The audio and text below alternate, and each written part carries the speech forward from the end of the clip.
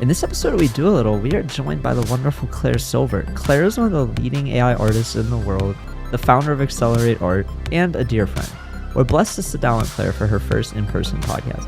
We dive into her punk origin story, finding her love for AI art, choosing to stay anonymous in the digital age, and we even get into some live prompting and screen sharing. As always, this podcast is for entertainment purposes only and should not be relied upon for investment decisions. Andy, Deeze, and guests may own NFTs discussed. This is Andy. Yeah, I'm Deeze.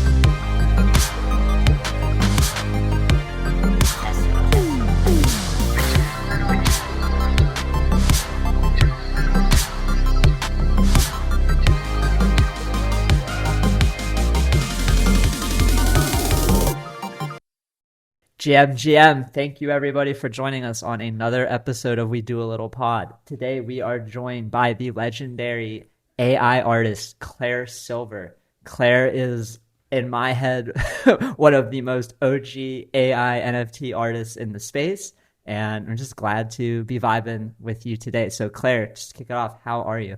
Hey, I am super glad to be here. I am a little nervous, but I'm really happy to be vibing too. Thanks for inviting me. Yeah, is this your first IRL pod? It is, yeah. Let's First go. one. It is an honor for you to be here with us today. Thank you. I feel very fortunate, and thank you for commuting in too. That was unexpected. You know, I very thankful when our guests are like, "Oh yeah, I'll commute in no matter what." I'm like, "Shit, okay." Yeah, add to the experience, take the train in. I was just, when I was on the train, the people in front of me were teachers, and they were talking about how their students were using AI to make portraits. I thought that was very fun to listen in on. Wholesome. What was, what were they like enamored with it? Had they seen AI art before, or were they just like excited to see their students excited about something, or what was it that made it so wholesome? I think they just sounded kind of in awe. Like they didn't really understand it, but they thought it was super cool. And yeah, they were positive. It was a nice vibe. Yeah. So for the people who don't know, Claire and I met when I was a relative nobody in the space. I was in Punk's Discord, just vibing, talking to everybody. And it was like this small little friend group. And in it was Claire.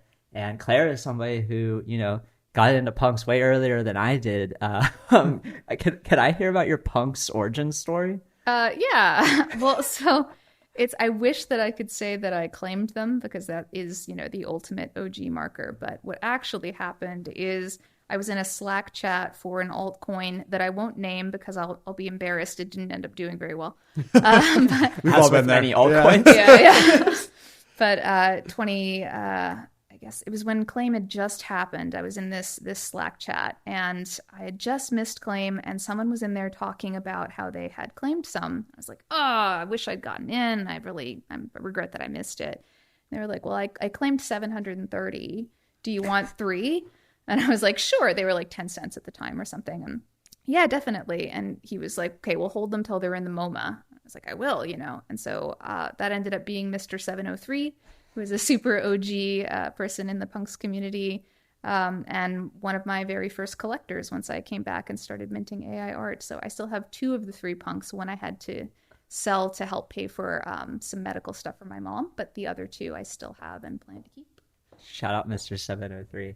So That's a pretty badass punk's entry story. Thank you. yeah, you have, I feel like, one of the most iconic punks with the pink hair one. I feel like when I see the pink hair punks, I immediately think of you before I actually discern what traits there are. And then I'm like, oh, that one isn't Claire's. Like the most popular, not Claire Silver, pink hair punk is probably Punk 9059 or NFT's statistics. Yeah.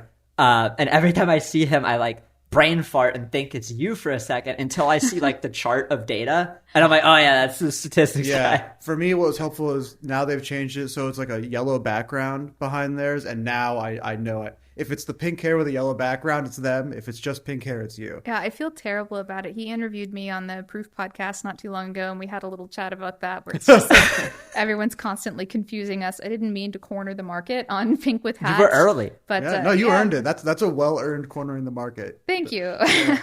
Yeah. So, how did you get into AI art? You said, you started minting a little later on after claiming the punk, but you were creating AI art well before you minted. how was the journey of finding AI art? And did you do any art before AI art? Yeah, and please feel free to cut me off if I ramble here. Oh, no. Oh no, we love like rambling. Okay, good. Yeah. Yeah, it's a little convoluted, but so basically what it was is I had a prior unrelated career. It was in the humanities, and I got a super serious, life-changing chronic illness, which ended that career. And so I was just sulking at home, chronically online, and I was on 4chan a lot, particularly the depressed Home Alone type boards.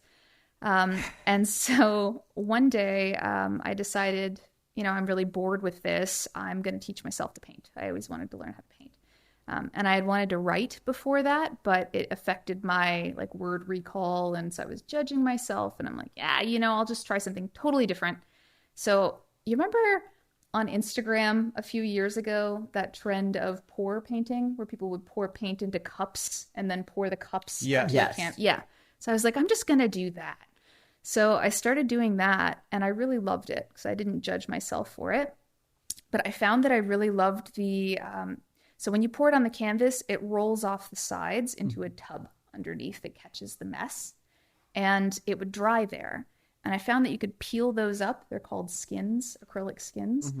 And they're gorgeous. Like I loved them more than the paintings. I wanted to make the paintings just to get the drips. And so I started collecting them in little baggies and then painting these portraits of like super proud looking people, mostly women.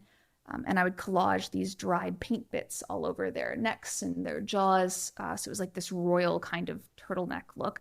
And the thinking was that it was like, these feel like me. These feel like they should have been something special, like this painting, but they rolled off the side and they are now wasted. They're meant to be thrown out. So I'm going to keep them and I'm going to make them beautiful, right? So I was doing that and I started visiting the IC boards of 4chan, which are the art boards. And one day this guy came in and was like, hey, you sad sacks, since you're just drawing waifus all day, why don't you invest in crypto and maybe change your life, And I'm like, this is absolutely predatory, but what do I have to lose? What year was this, maybe? 2016, Nice. I think, yeah. And so I started going to the biz boards of 4chan, which were the cryptocurrency boards. Those were crazy boards back in the day. I loved them. I have so many screenshots actually saved from that time. I could make a coffee table book. You should honestly start minting those. Yeah. Under like a totally different Anon account. Just start Like minting. on Tezos with a completely new name. Yeah. It was like, I don't even know, Jack Black, but not Jack Black. So Claire Silver, Jack Black. Yeah. But anyway, got this big collection. You're on Biz 2016, diving into crypto. And so like I'm looking at crypto and I'm doing this art. And then Westworld came out. I guess it was maybe 2017. I don't know. It was around that time. Yeah. And I watched Westworld and I got obsessed. Because I was thinking about a future where AI had solved for illnesses like mine. There weren't any more illnesses like mine. And it was like, okay, well, without all of these different struggles, what will people respect if they don't have that hero's journey in the future? And that just like opened a rabbit hole for me. So I started Googling AI art online to see if there was a way to combine them. And right around that time, this website GanBreeder had just came out, which turned into Artbreeder, which was one of the first AI art websites without code that you could make stuff with. And I was like, I don't know, 30, 40,000 images in the first week probably that I had made. It was like, 12 plus hours a day, don't sleep, don't eat, just loved it. And I didn't know if anyone else would consider them art, but I did. And so I picked like 12 maybe. And that was right around the time I heard about CryptoPunks coming back and super rare for the first time. And so I started minting. That would have been end of 2020 when I started minting, beginning of 2021. And reconnected with Mr. 703. He bought a piece very early and then a couple more. You bought a piece in the CryptoPunks chat that was a portrait of one of my punks. And it just kind of snowballed from there. So Where did you first mint? Was it all on Rarible? It was Rarible. Yeah, Rarible was my start. I mean, that was like the start for a lot of people in 2020. We were talking about this yesterday with Brian Rinkman a little bit, but it was like, Rarible kind of had a lead over OpenSea. It felt like for a couple months or more people were using Rarible that I knew at least than OpenSea. So it was interesting to see it shift. Yeah. That punk piece, I remember buying it, was like, holy shit, she made like a real life, or not real life, but it looks very realistic version of your punk. And I was like, man, like maybe what would my punk look like? So that's why I was drawn to it. And then, it's turned into this wonderful relationship. It's crazy. But back then, when you minted on Rarible and you sold a couple, how did you? I mean, you found me in 703, but how did you find your other earlier collectors? Was it mostly from the Punks chat, or? It was kind of organic. So it was like, I remember when I posted the work into the Punks chat, I was so nervous. Everyone would think I was shilling and they would hate me, and but then you went in for it, which was awesome. Jeebs was another person that supported me early on.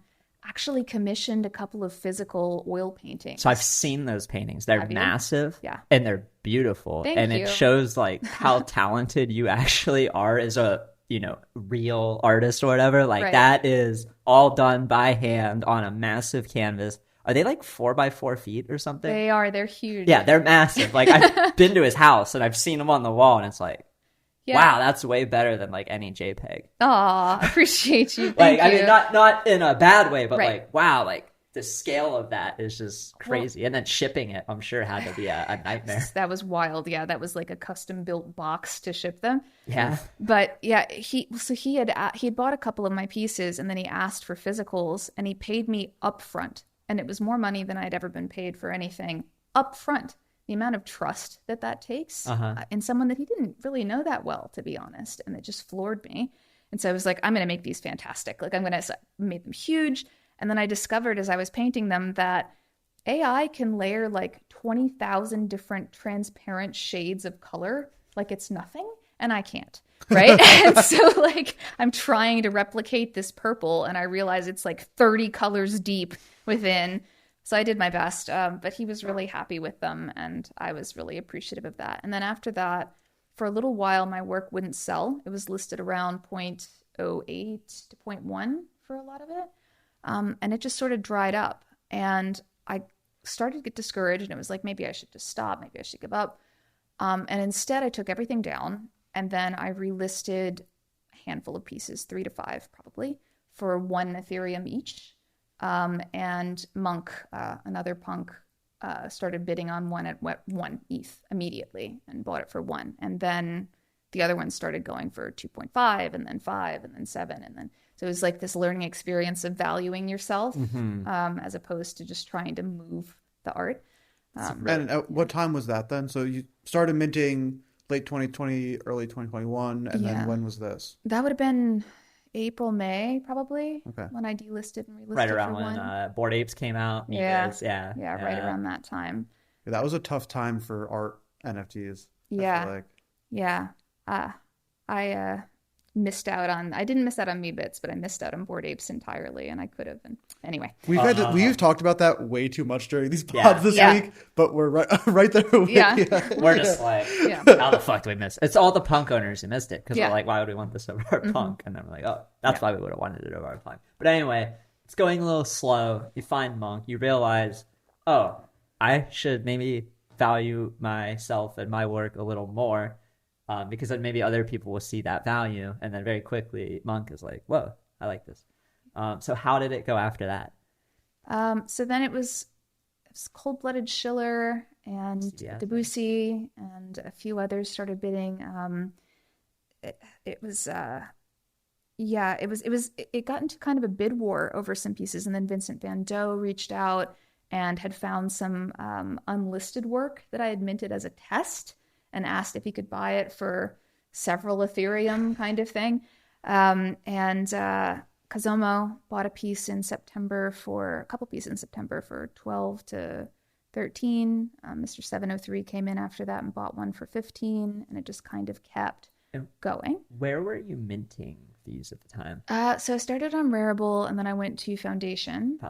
And then eventually Super Rare and Manifolds. And now I've done an edition on Nifty as well.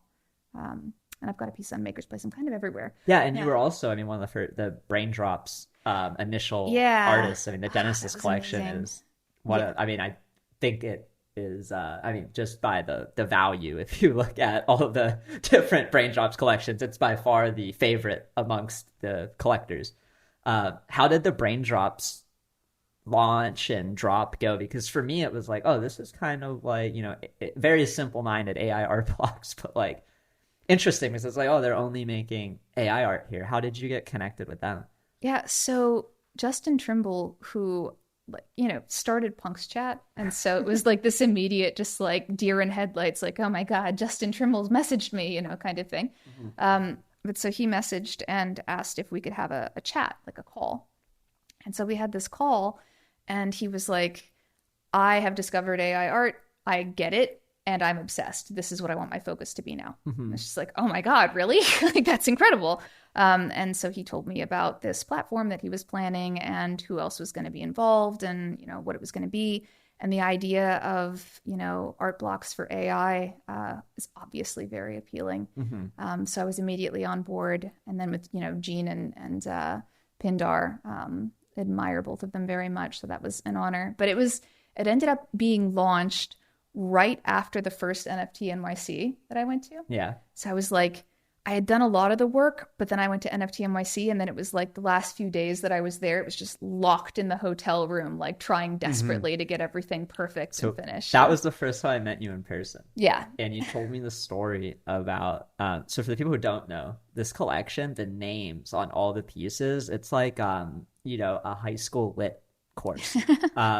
You mentioned in the first time we met at that NFT NYC that you're like, I need to get all these unique names. And I think there's like 500 pieces. They all have a unique name. And like, how did you go through this naming process? Because every word is like, well, I need to look this up. Like, oh, thank you. It's a very interesting. I feel it's one of the most well thought out naming conventions. Thanks. And I know you put a ton of work into coming up with those names. I did. Yeah. So like some of them were based on memories, but it was mostly broader concepts. So either in tech, around AI, or around life extension, or around other sort of futuristic concepts that I'm interested in, or it was around the crypto market and the NFT markets. It's kind of a snapshot of culture, or it was Greek mythology, biblical mythology, different things like that. And so they were all sort of divided into these times of day. There's like early day, midday, sunset, and then night. And then different periods of, there's like the Gilded Era or the more futuristic times. And so all of these names were meant to make people Google them and then go down a Wikipedia rabbit hole to try and hopefully get obsessed about the same things I was obsessed about. And then the divisions of things were meant to kind of tie concepts together so that one piece that is named something completely different from another piece has this trait in common, and hopefully people would see how the ideas would tie together into a different concept, which I got as an idea from the Fragments of an Infinite Fields art blocks drop, which is my favorite. It was kind of based on that sort of concept. And I did put a lot of time and thought into it, and it was funny because it gave me stage fright for the next collections. It's like, how do I follow that up? Yeah. But I'm happy with how the next one came out, but man, that was tough. Well, how did you follow it up? Let's dive into that. Yeah. So that was the AI Art Is Not Art collection with Mirage Gallery, which is a really cool gallery. August Rosedale runs that. Basically, so the first collection was about building out a world and kind of a love letter to the culture of the time and the place we were in, and kind of these broad concepts. The second collection was in the midst of the first like real controversy around AI art that I had been a part of. I feel like it goes in cycles, just like the NFT market, in that there's like ignoring and then mocking and then anger and then acceptance, and then it starts over again. Yeah. So right now we're in the second cycle of those I can remember, and we're in anger. So we're not too long before we go into another one. But so in this first one, we were in anger, and the argument then was that AI art is not art. Now the goalposts have moved somewhat, and it's not your art. You're stealing it. It's art, but it's not yours, right? But initially it was that it wasn't art. So what I did was I took all of the major art movements throughout history I could think of that were also called not art. So Impressionism and photography and, you know, all these different pop art, abstract art. And I combined them all into this new sort of aesthetic, and then ran it through each of the major AI platforms. So Midjourney, DALL-E, Artbreeder, etc., and combined them all together into this one thing. And it did really well, and I was really happy with it. Now I have to follow it up again because I'm doing one collection a year. So, yeah. So how, speaking quickly about like kind of Midjourney and all this stuff, I guess like I don't have a ton of knowledge of what the AI art tooling and all of that was like outside of kind of what's come up over the last year or so, where to me it feels like it's really, really come onto the scene in a big way. How has, and maybe the answer is it hasn't, how has all that stuff changed your process, or like has these massive advancements in AI that like we've seen publicly affected the way that you do your work? Or is it generally the same process and now just all the normies also have the tools? No, it's changed it a ton, actually. So when it started, the GAN breeder, art breeder era, that was pre-text to image. There wasn't text to image at that point. So what it was is it would present you with a bunch of choices of images and you would choose which one you liked. And then there were sliders where you could say, give me 13% more suspension bridge in this, or 50% more jellyfish, and you just adjust it around visually. So it was entirely curation based to create. Yeah. And then back then I would take those and I would collage into them. I would hand paint into them with Procreate, things like that. And then I started doing just pure outputs a little bit because it was almost like an insecurity thing. Like, oh, I can't just put out art that I haven't hand painted into because then it's not really... But I thought it was art, but I didn't. Yeah, it was an insecurity thing. Although I did love those pieces too. Now there's text to image, and there's a lot of different platforms, and each platform has its own kind of look, although they are all sort of normalizing as time goes on. Like they're not quite as distinct aesthetically. But so I'll do text to image, and I have this spell book, I call it, where it's just like this running list of prompts that I'll use and tweak and add to. But you can also now upload your own starting image. So you can have a piece of art you've made physically or a photograph and use that as a starting image to work off of, which I do often. There's collage tools. There's this crazy stuff going on with 3D where I can type in a prompt now and get an image, and then it will projection map, essentially. It'll create a depth map and project it onto 3D models in real time.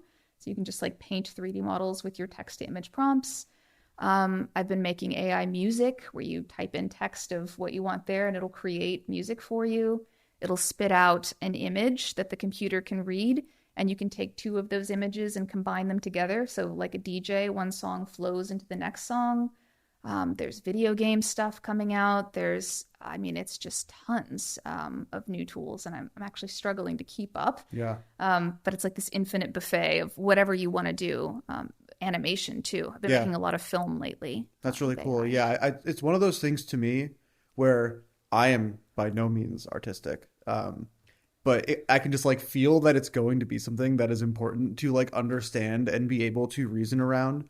And so I try to like at least do a couple just like prompts a day just to like kind of just mess with my brain and see what I can come up with. And so I've been messing around with on Midjourney doing like an image first prompt, and what I'll try to do is I'll take a piece of NFT art that I like and then basically use that as the base and then try to make something new. And so today I was using like some Grant Revenue stuff and like making like taking from that and making like this dog running in a field but like kind of in his art style and stuff. And it's fucking crazy. But it's so interesting to me, like you're not only trying to like be creative and think of work to do, but you're also like having to keep up with so many like changes technologically in order to like kind of stay on top of your craft. I find that very interesting. Thanks. I mean, it is very exciting in general. Like it's not like a task, it's something fun to do, but it is fun. It's really fun. You had said something that just struck me, which is that you're not very artistic in general, but you're trying to do this. I'm actually fascinated by that. When I did the Elizabeth Street Garden show in New York during NFT NYC, so I showcased some emerging artists' work with A2. And the security guy at the door was looking at all of the art and saying how much he loved it and that he always wanted to be an artist, but he couldn't draw a stick figure. And so I was like, well, why don't you do a prompt right now with me with Dolly? Just give me some words, you know? And so he did. And what it made was the most beautiful, distinct image. It was a man at night with like lights shining on rain in Times Square. And it was like this neon glowy, solitary sort of figure. And it's nothing that I ever would have thought of to make. Didn't look like my work at all. Yeah. It was his, right? Even though I typed it in and I helped him do it, it was his. And it was fantastic. And he lit up like a Christmas tree. And he's like, I can't wait to show my wife. Can you text it to me? She's going to love it, you know? And I'm so interested in what people that have not had the traditional skill or training that requires a very specific life path to have, what perspectives they have to bring, what they'll be able to say with a tool like this. 'Cause I feel like everybody's artistic. It's just a matter of augmenting skill to let them say what they would say if they could, kind of thing. Yeah, that's a good way to put it. And I guess like, yeah, I'm in a very similar where it's like, I don't really have any discernible skills when it comes to like drawing or anything like that. Or I used to like growing up, one of my favorite things to do. I really like dinosaurs. Yeah. And I would, my parents bought me this like drawing dinosaur book, and I would just like sit and draw dinosaurs all the time. And so like, what I got really good at, and like this is kind of just like who I am as a person, I got really good at like following the rules of drawing a dinosaur. But like once it was, okay, Andy, just draw a dinosaur, I was like, I can't fucking do that. And so I think like for me, the AI art stuff makes a lot more sense. And I think it kind of makes sense as like a math person who is a programmer, like knowing that there's some rules that can give me output. I do like to think I'm decently creative. And so I can come up with a weird idea or try to think of a fun prompt. And like kind of the skill sets that I have feel like they map better almost to like trying to make weird AI art as opposed to like traditional like painting or drawing or something.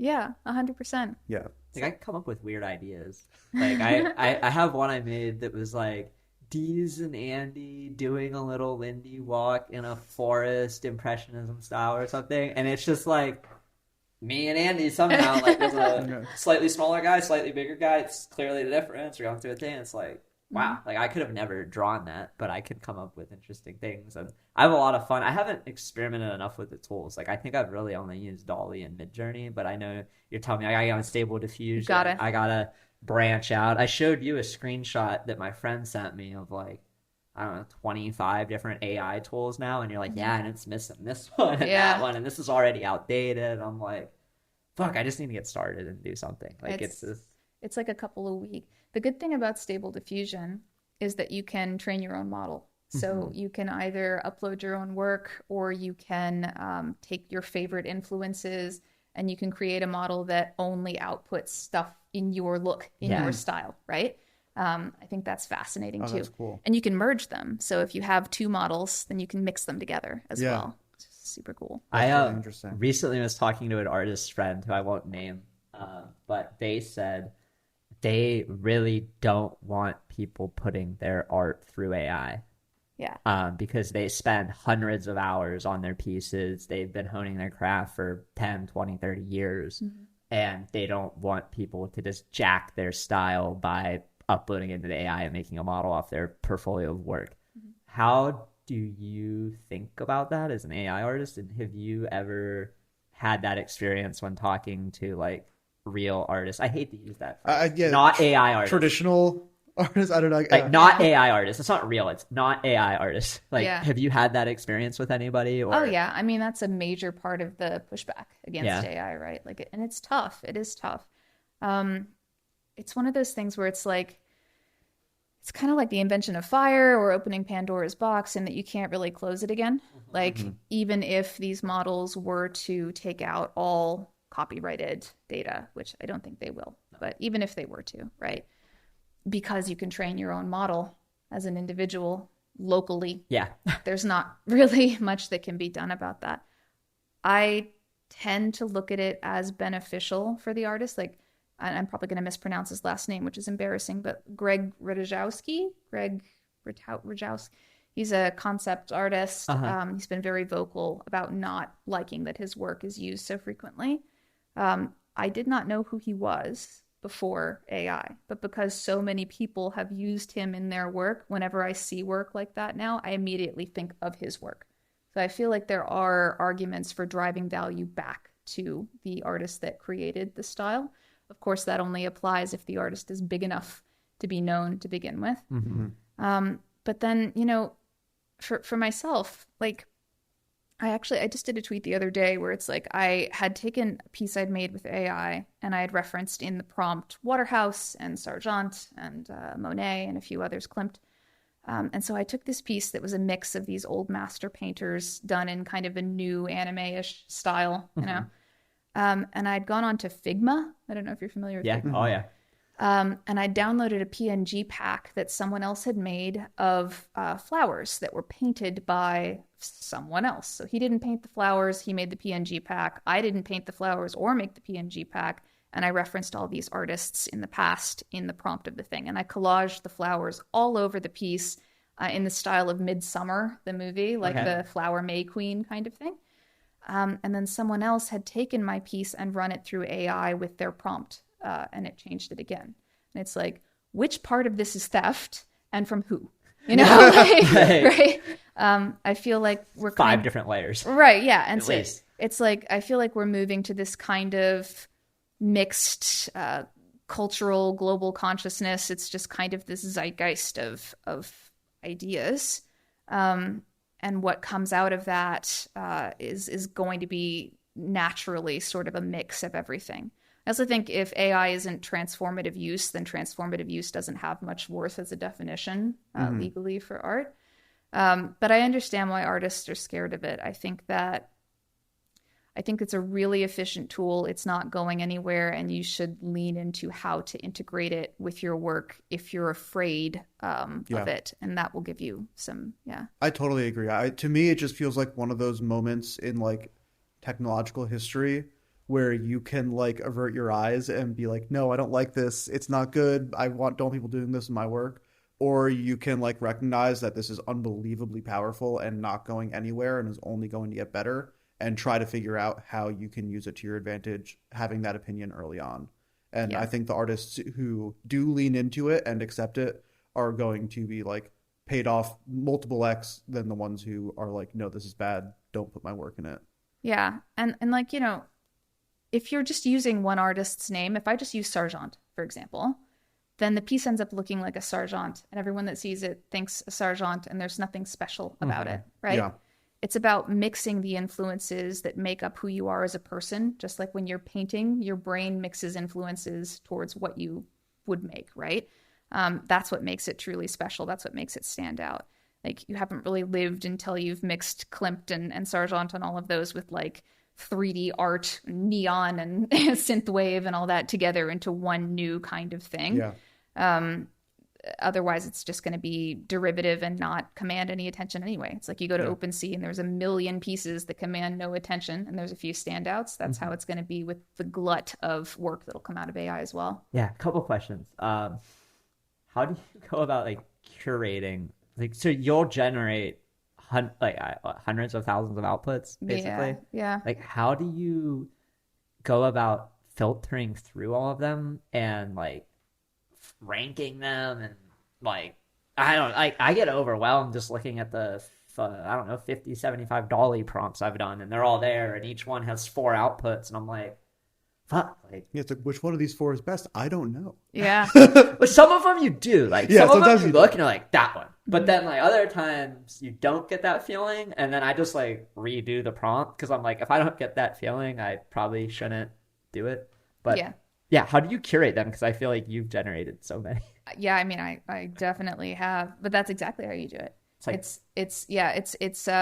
that's the thing with like taste or whatever. It's that instinctive pull inside, and it sucks because you get attached to all of them. Like, they all feel like your kids in a way, and like you want to keep them all and share them.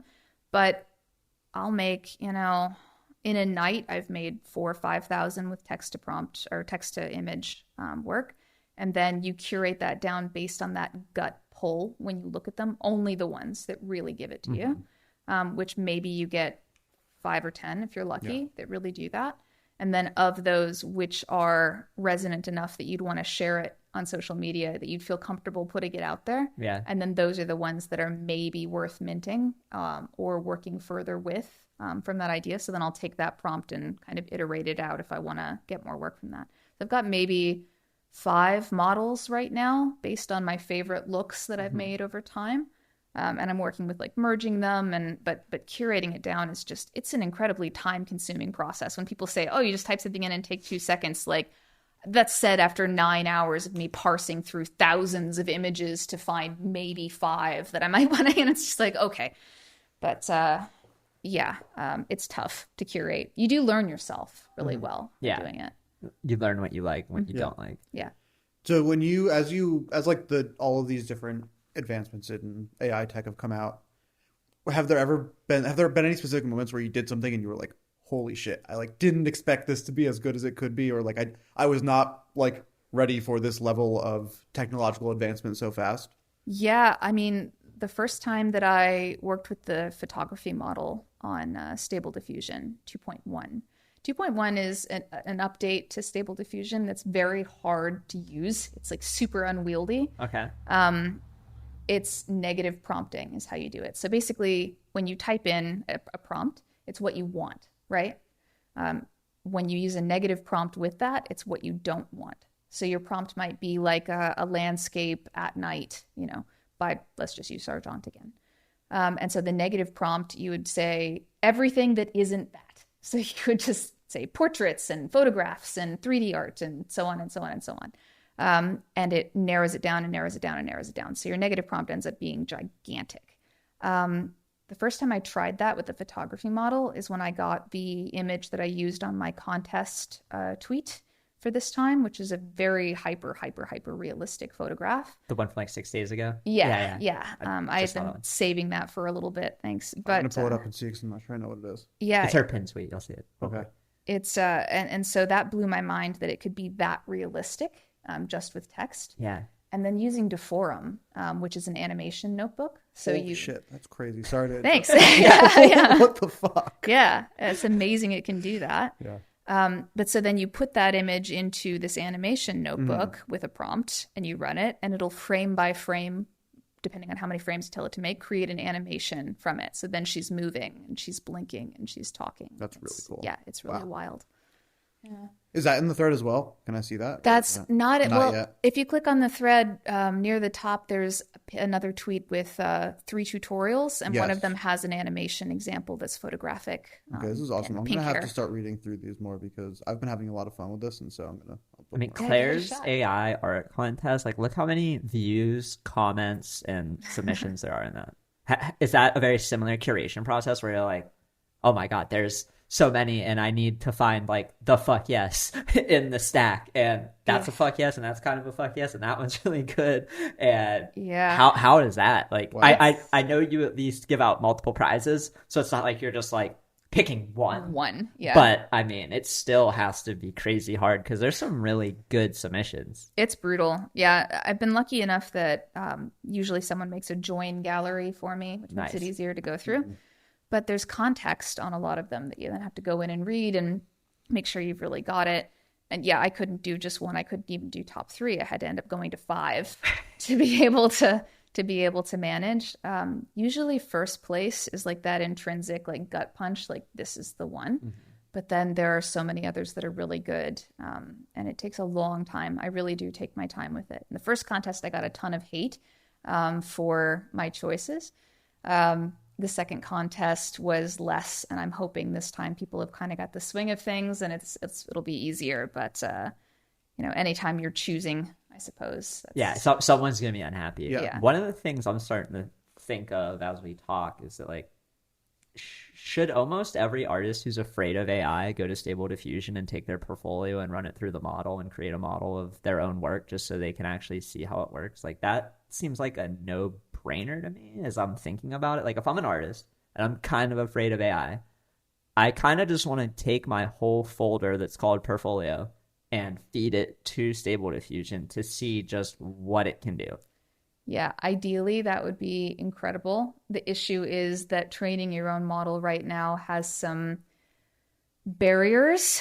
So I can't just go into, like, I got my MacBook, I click add photo and just highlight, like, my 25 favorite pieces and just throw them in. It's harder than that. So you totally could do that, but only if you're running a virtual machine, because the amount of VRAM required to train your own model is large. There are Google notebooks that let you do it with Xformers and stuff to make it easier and less VRAM intensive, but then that's a knowledge barrier. So you have to dig to figure out how to do it. You have to make a Hugging Face account. You have to have a token. It's like it's sort of like early crypto in that there are barriers. But what you can do as an artist is go to beta.dreamstudio.ai, which is just a web browser interface for Stable Diffusion, and upload one of your own pieces. and then use a text to image prompt with that and see how it shifts it, how much of it you want to keep, how much of it you want to change.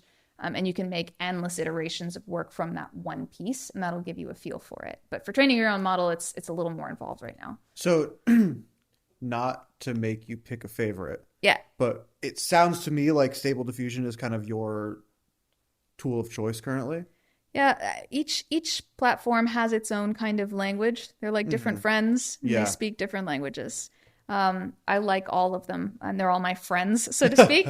But I communicate best with that one. That's just the one that naturally sort of resonates best with me, I think. Yeah. Yeah, and you use a big mix of them in your outputs. It's not like when you look at a piece from you that it's just like, oh, I did that in Stable Diffusion. It's normally using multiple different tools, piecing stuff together. Yeah, lately it's been a lot of Stable Diffusion, but yeah, I do, especially taking Midjourney outputs and putting them into Stable Diffusion, because Midjourney has gorgeous aesthetics, and Stable Diffusion has a lot of creative flexibility. So if you take something you made in Midjourney and plug it into Stable Diffusion, then it gives you the flexibility with the gorgeous starting point. That's really good. And then Dolly has its own thing going that's really fantastic. I used to do a lot of that, but I haven't in a little bit because I've been so obsessed with Stable. But also the thing with Stable is it's open source. So the community is just building it out constantly. There's always new tools coming out for Stable Diffusion. Oh, that's exciting. I feel like with Dolly, I just started using like out painting or where you can take something and build around it. It's like, oh, I like, Deeze and Annie in the forest, but like I want to change the forest. I want them to be like now in the Amazon or like the jungle or like whatever, but just tweaking that has been interesting. But there's so much, it's just kind of a mind fuck. Yeah. I just get kind of nervous and then I go back and don't do it. But I think after this conversation, I'll push myself to try give it a little shot. more. Yeah, give it a shot. The in painting, out painting thing is really fun too, because it's almost like glaze painting.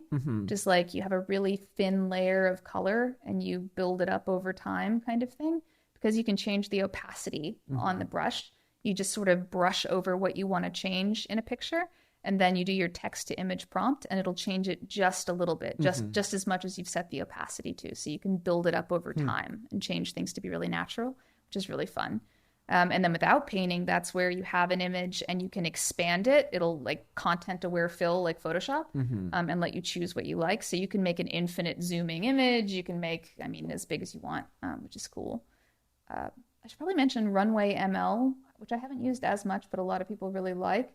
It does have an easy way to train a model, but it costs $10. And then training the model doesn't take very long, but the outputs that I've gotten from it are pretty similar. It's harder to get flexibility, but you can train your own model there. So maybe that's easier for some people. When you mentioned, using a virtual machine to get more compute, how much does it cost to rent the virtual machine that you use for like a month? Just a rough baseline. So the one that I use, it's got 2 A100s in it. So it's very, very, very fast, which is fantastic. I got it from Paperspace. And those cards are like $20,000, right? And so I can't afford those. Can't afford it. Right.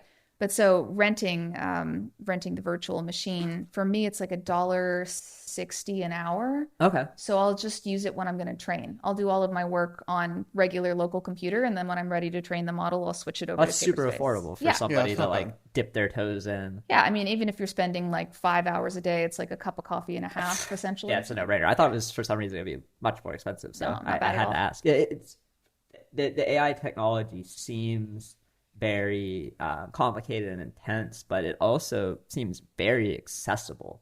Like, you don't need to be quote unquote artistically skilled in the sense of traditional art. You don't need much more than a computer and an internet connection and your imagination, and you can kind of just fly with it. Yeah, and once you've downloaded it locally, you don't even need the internet connection. Just do it yourself. It's sort of like reading sheet music until you get the hang of it, and then it's freestyle jazz after that. Gotcha. Which is where it gets really fun. Did you ever create music? Are you a musician? No, I played French horn in school for a little while, which was not ideal. I wanted to be a flutist. They had too many, so I got French horn. I also played the French horn. Did you really? For 2 weeks, and I quit. Yeah, I don't blame you. It's funny. My hand would get all wet. Oh, yeah. You'd sit there. Fruity. And then you're like, what am I doing? Yeah, not great. But I always wanted to do music. I wanted to create kind of like I downloaded what is it, like Fruity Loop Studio and that kind of stuff to try and make my own. It just didn't make sense in my head. Yeah. But since I've been using text to music AI a little bit, it's making more sense. And I know that's going to evolve a lot this year too. Like there's already some that are doing rudimentary vocals as well. Okay. So you'll be able to have lyrics soon, and You're like feeding your model your favorite samples. Yeah. And it's outputting, like yeah, which is going to be again a whole cluster. vocalists are not going to be happy about this. Yeah, it's going to be a copyright fiasco too. But we'll see what happens. Curious to see if we get any AI music in the Claire pieces in the future. You might. Keep my eyes out. You might. And then, did you realize her hat is like the punk hat? Oh, Like yeah. her pink punk hat? Embroidered. Oh. It's the 2 pixels on the hat. I I didn't love get it that. at first. And then No, afterwards, I did not. it clicked. And I was like, oh my God. It's like, Yeah. you know, for the people, we got your punk blocking you Mm-hmm. so they can't see. But like, massive pink hair. You got the hat. Like, you're locked into the bit. Thank you. Yeah, so I guess touching on your punk and anonymity stuff Yeah. a bit and kind of off the AI art world. Hmm. How has it been, and how's it been kind of in this transition from being a random person in the punks chat, talking to people and getting some free punks, and then doing some AI art a few years later to now being a relative crypto art celebrity person? Did you always know you wanted to be anonymous? Did that kind of naturally happen, and then you were like, you know what, this is kind of nice, I'd like to stick with it? And just how's that whole process been for you? Yeah, I'm really glad that I am anonymous actually, because it divides my lives pretty clearly into two, which is good and bad. Like I've said before, I think that there's going to be a lucrative business for entrepreneurial psychiatrists in the future when it comes to digital identity, because it is such a distinct split. But it also keeps me kind of grounded to be able to like go to Walmart and just like, it's totally separate. Nobody in my life, aside from a couple of very close people, know anything. So not even my friends. It's very separate. And the reason that I chose to stay anonymous is essentially that I like to sleep at night. It's like, you know, there's money in this. There's creepy people on the internet, especially for women, I would say. And everybody worries about that kind of thing. I didn't want to have to worry about that kind of thing. Being anonymous gives me that sort of peace of mind. And like I said, it keeps me grounded. But it's weird. It's a weird thing because it's painful to pull away from it. So like you probably know, you're like in the space and then you have to go do laundry and it's like, it's just like painful to be out of the world that you're so entrenched in and be, you know, yourself. I mean, your physical sort of self. So yeah, it's a strange situation. I'm still adjusting to it, but happy to be anon.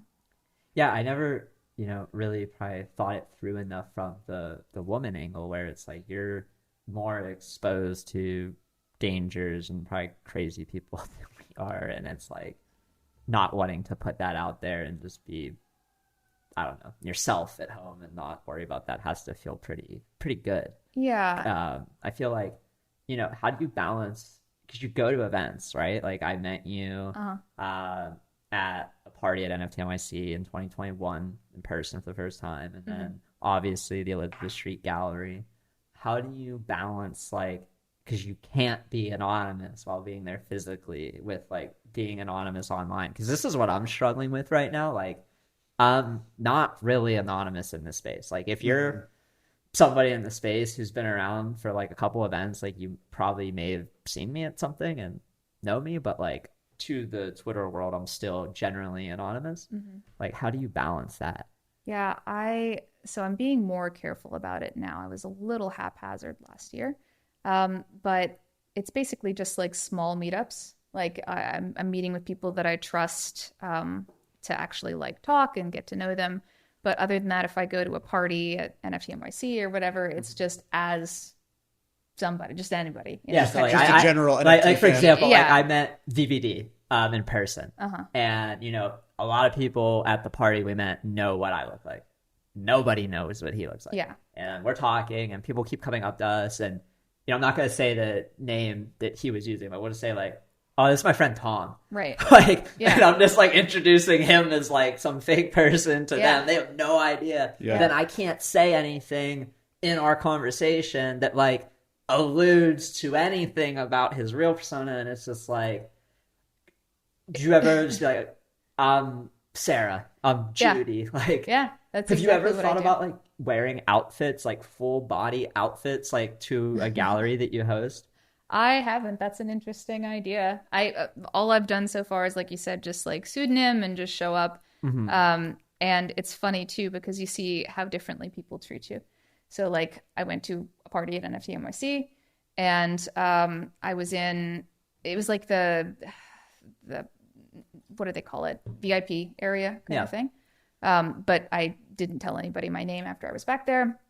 And these two guys came over to me and started just kind of like trying to slide into the DMs, so to speak, but also were pitching their PFP project, which went nowhere. It was probably thrilling. Yeah, exactly. Right. Yeah.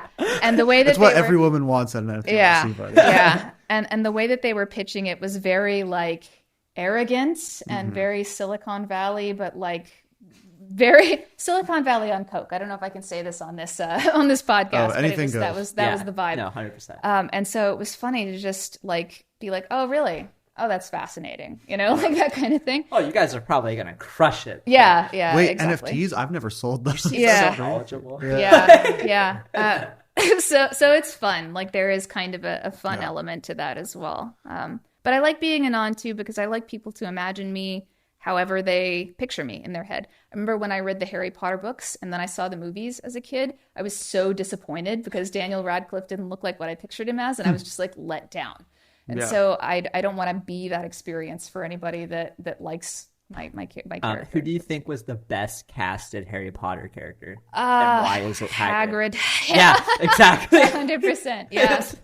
Oh God. The perfect Harry Potter casting was Hagrid. So I can't contribute to this conversation. I've never seen the Harry Potter movies or read the book. Devastated for you. So, oh my gosh. Is it because you grew up religious or? Yeah. So basically, and it's funny because like my parents let me watch crazy shit. I watched Jaws with my dad when I was like 7 years old.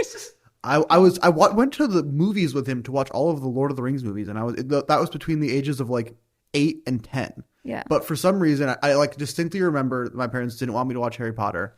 And for context, my dad is a pastor. Yeah. And so I grew up pretty religious. I'm not currently religious, but I grew up pretty religious. And for some reason, they didn't want me to watch those. And I remember in second grade, we were going to watch one of the Harry Potter movies. And I was such a loser in second grade. And I went to my teacher and I was like, my parents don't let me watch Harry Potter. And so I like went and sat in the library while all of my class watched Harry Potter. That's so and then sad. eventually, like I have 3 younger siblings and they all watched Harry Potter with my family. And I think it was like just a bit of me being like, you know what? Fuck you guys. Just I got screwed because I'm the oldest child. And you got lenient in your old age. Like I'm not watching Harry Potter now. You can't make me. And so like literally my entire family all sat on the couch and watched all the movies together. And he went to the Tragic. library. Tragic. And I've never seen him. I probably never will. It's time. Yeah. It's time. I'm gonna chain him to a chair and force him to watch From Sorcerer's Stone and Deathly Hallows Part 2. Stream it. All at once. Stream it. I'd watch. Trap him. Yeah. It's definitely not as magical when you're older. It just hits different when you're a kid. That's probably true. But it does some crazy things to the imagination. It's funny too because I grew up in, I've mentioned, a flyover town kind of thing, and I am religious. I'm still Christian, but the way that was interpreted in my small little town area was not the way that I think about Christianity at all. Yeah. It was like I remember with Harry Potter. I remember a pastor being like, Harry Potter rides on a broom, but my God rides on the wind, and like book burnings. Yeah, no, it was fucking intense. Yeah, and it's just like I hate that because I feel like it turned so many people away from something I care about a lot, and it would have turned me away if that's what my experience was with it. Point being, you should watch the Harry Potter movies. They're really good. Yeah, I'll do it eventually. It's definitely time. And like I love fantasy stuff. Like I love the Lord of the Rings and all those types of stories, and I'm a big fan. So I know that I would like it. It's just like me being stubborn. For a while, it was me being stubborn. And now it's just like it hasn't happened. Yeah. Yeah. But it's funny, going back to the conversations around being a non in person, I had a pretty funny experience recently, actually, when I was at Art Basel. I was at I won't mention which anonymous person it was, but I was at. Should I not mention which anonymous person I talked to? Oh no, I think it's fine. Okay. Because mine was a little bit more personal, so it was funny. Yeah. So I'm at the. There was like a Chromie Squiggle event at Art Basel that Snowfro put on. It was really great. Shout out Snowfro. Love the event. And I'm meeting this very prominent. I'm talking to someone else who works with this very prominent anon person in the space. There's only a couple you can like probably guess. And I knew who it was. I immediately, like before the conversation started, I knew who they were. And the person who I was talking to like made a comment about who the anon person was, and I could tell that he was like uncomfortable with it. It was like, no, don't tell them who I am. And I didn't know how to be like, no, like I know who you are. Like this you're not surprising me. I'm not going to leave this and be like, oh, I wonder. I can't believe this is who he said he was. It was just like it was one of those funny experiences where it's like, I know who he is, but I don't think he knows I know who he is. Yeah. But like it's obvious who he is. I've had that experience with another really big anon person. It's probably the same person. Yeah, probably is. Yeah.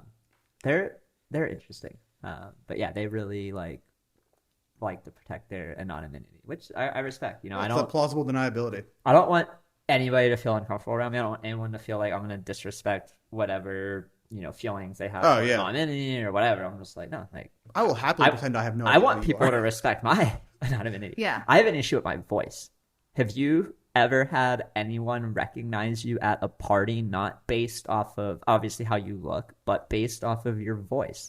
No, but I have had someone tell me when I did tell them, you know, that I was Claire, that they immediately then recognized the voice. Yeah. But your voice is very distinctive, Deeze. Yeah. I literally had a Kaleo at NFT NYC 2021.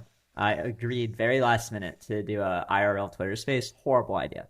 But I agreed to do it. People are taking pictures of me and put it on Twitter. And anyway, Kaleo, who's someone I've known since 2017 or 2018, followed, talked to in DMs, walked in NFT NYC to go to the bathroom, heard my voice, and then waited for an hour to like introduce himself to me. Oh. Like heard me in another room talking into a mic and was like, fuck, like I can't escape my voice now. Like even if I tried to hide my face all the time, it's like I can't really hide the voice. Yeah. That's definitely weird, and something that like it's something that Allie and I have talked about a lot, being like relatively, you know, not like massively prominent in the space, but you know, some relative, like people know who I am and not anonymous. I have had multiple times in Brooklyn someone stop me on the street and say, hey, you're Andy. Oh my gosh. And like that is very creepy. And I know that like the people who are doing it do not intend to be creepy. Yeah. They're just like, hey, I know who you are. Yeah. But it's like, it's one of those things where it's not the person doing it. It's like the fact that someone can do that. Yeah. That is like really creepy. And so we have since over the last, I mean, like I'm doxxed. People know who I am, but like I generally try to not share too much about like where I am, or like if I'm, you know, there's like a couple coffee spots and bars we go to a lot. I try not to really say their names because like, you know, there's a lot of crypto people in Williamsburg, and like people could probably, if they wanted to run into me, it wouldn't be that hard. Yeah. And so like a part of me sometimes wishes that I had done the full anon thing, but it's also like I'm pretty lazy, and I think I would have slipped up at some point along the way multiple times. It's one of those things where you want to trust everyone because it's such an open, warm space. But I remember back in junior high, I had a box, like a massive box of Sega and Super Nintendo games that I had collected for years. It was like my pride and joy. And I invited someone over to hang out and play video games one day. And I left the room for a little bit. And when I came back, they were gone. And so was the box. And it's just like, it taught me very early and very strongly, like you do not trust people with your toys, and especially not with your life, right? Like, so I'm very serious about staying anon. I've been very lucky not to have any problems so far, but geez, it's scary. That's you know, I learned that lesson on RuneScape. I didn't learn physical RuneScape toys, but you. like, oh, my buddy wants to borrow my armor to go kill a boss. Like, sure. Mm-hmm. Oh, he's not my buddy anymore. He removed me from his friends list, and School of RuneScape. I can't talk to him. But yeah, I think everybody hopefully should learn that lesson with something early on. Yeah. Mm-hmm. Because like we see this happen all the time. We were talking before, you know, the pod started about security and people getting compromised, and you were talking about using a bunch of these AI tools, and they're in beta, alpha, pre-alpha. You don't know what the fuck you're downloading. It's like, you got to be careful out there. Yeah. Yeah. Yeah, I would recommend for anyone that's playing with models with AI. There's a website, Civitai, CIVITAI.com. It has a whole bunch of models. Don't create an account unless you're willing to see a lot of NSFW material, because there's a lot of that on there too. But you can download models and they're fantastic. You can play with them, you can merge them. It's amazing. Problem is, you can't really tell if any of them have a virus embedded. So if you're going to play with models that you download from anywhere, I use a virtual machine or a separate computer, just because it only takes once, right? Yeah. And yeah, with beta, alpha, pre-alpha, as you said, it's easy to slip something in if you don't know what you're looking for. Scary. Yeah, security has been on our mind a lot, and I just want to tell the listeners right now, if you have over 1 ETH, $1,500 right now, you should have a hardware wallet. Yeah. If you have over a couple ETH, you should probably just buy a separate laptop that you only use to trade cryptocurrency on.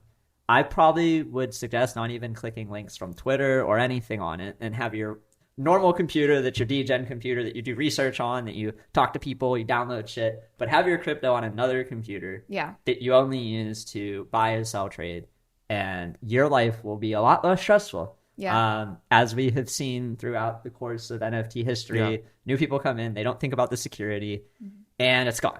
Yeah. And not even just new people. No, yeah. I get probably 4 or 5 scam emails a week, and some of them are very convincing. There was one, and I've tweeted about this, but a woman named Sophie Mills. Oh, yeah, that was going around. Yeah, and if you get one from her, she's not real. Don't believe it. Don't do anything. But she was very professional and asked me to do an interview for Super Rare. I'm on Super Rare. Wasn't beyond the pale, right? And so I write out this huge interview. She gives me all these questions, this beautiful thing. I send it back, spend a lot of time on it. And then in order to publish it, she wants me to click a link and then sign a transaction with my wallet, which I would never do. But I could easily see someone else very excited about getting to interview on Super Rare, taking the chance. Don't do it. Don't do it. I've actually recently, maybe this is like a hot take, I've moved all of my DGen stuff to mobile. And what I think has been interesting about that is, like, I am super not comfortable keeping crypto on my mobile phone, like just having the private keys on my phone. Yeah. And so it like forces me to have really good like wallet health, where if I'm only doing DGen stuff on my phone and I generally don't feel comfortable doing that, I don't put more in there than I'm comfortable losing. And also, like, when I end up with more than I'm comfortable losing in there, I move it out to a hardware wallet. Yeah, smart.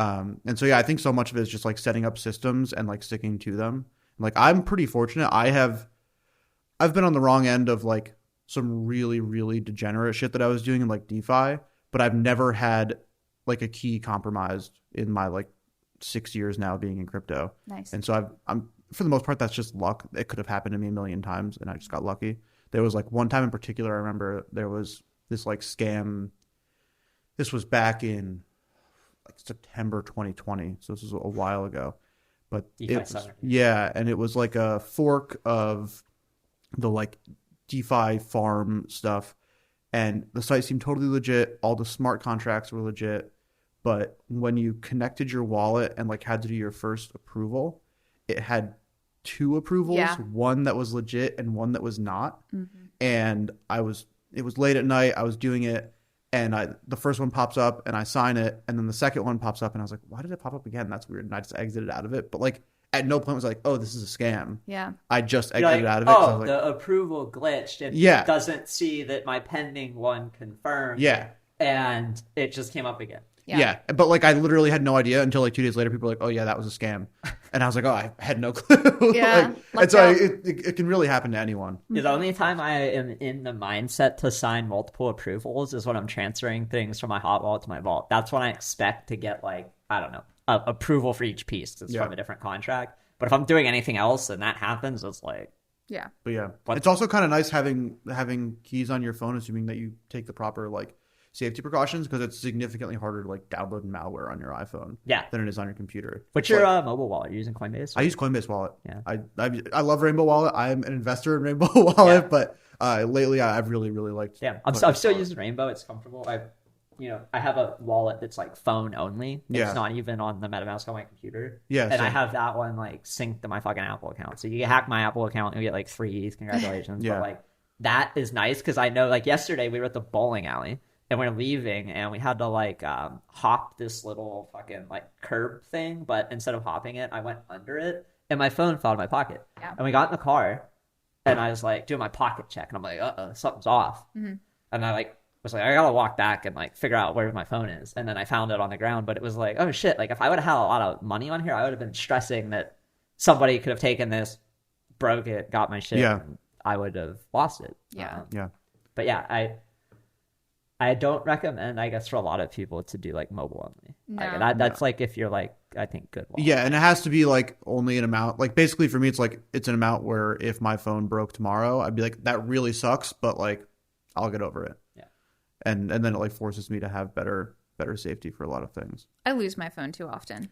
I don't never mess lost with any. mine. Like, Really? Well, I've never lost it, not found it. Okay. Yeah. Let me make that like I've lost it for an hour. I've been caseless, never lost my phone since like the last time I lost my phone, I think was in 8th grade. I was playing basketball with him and someone stole my phone. You guys are a different breed.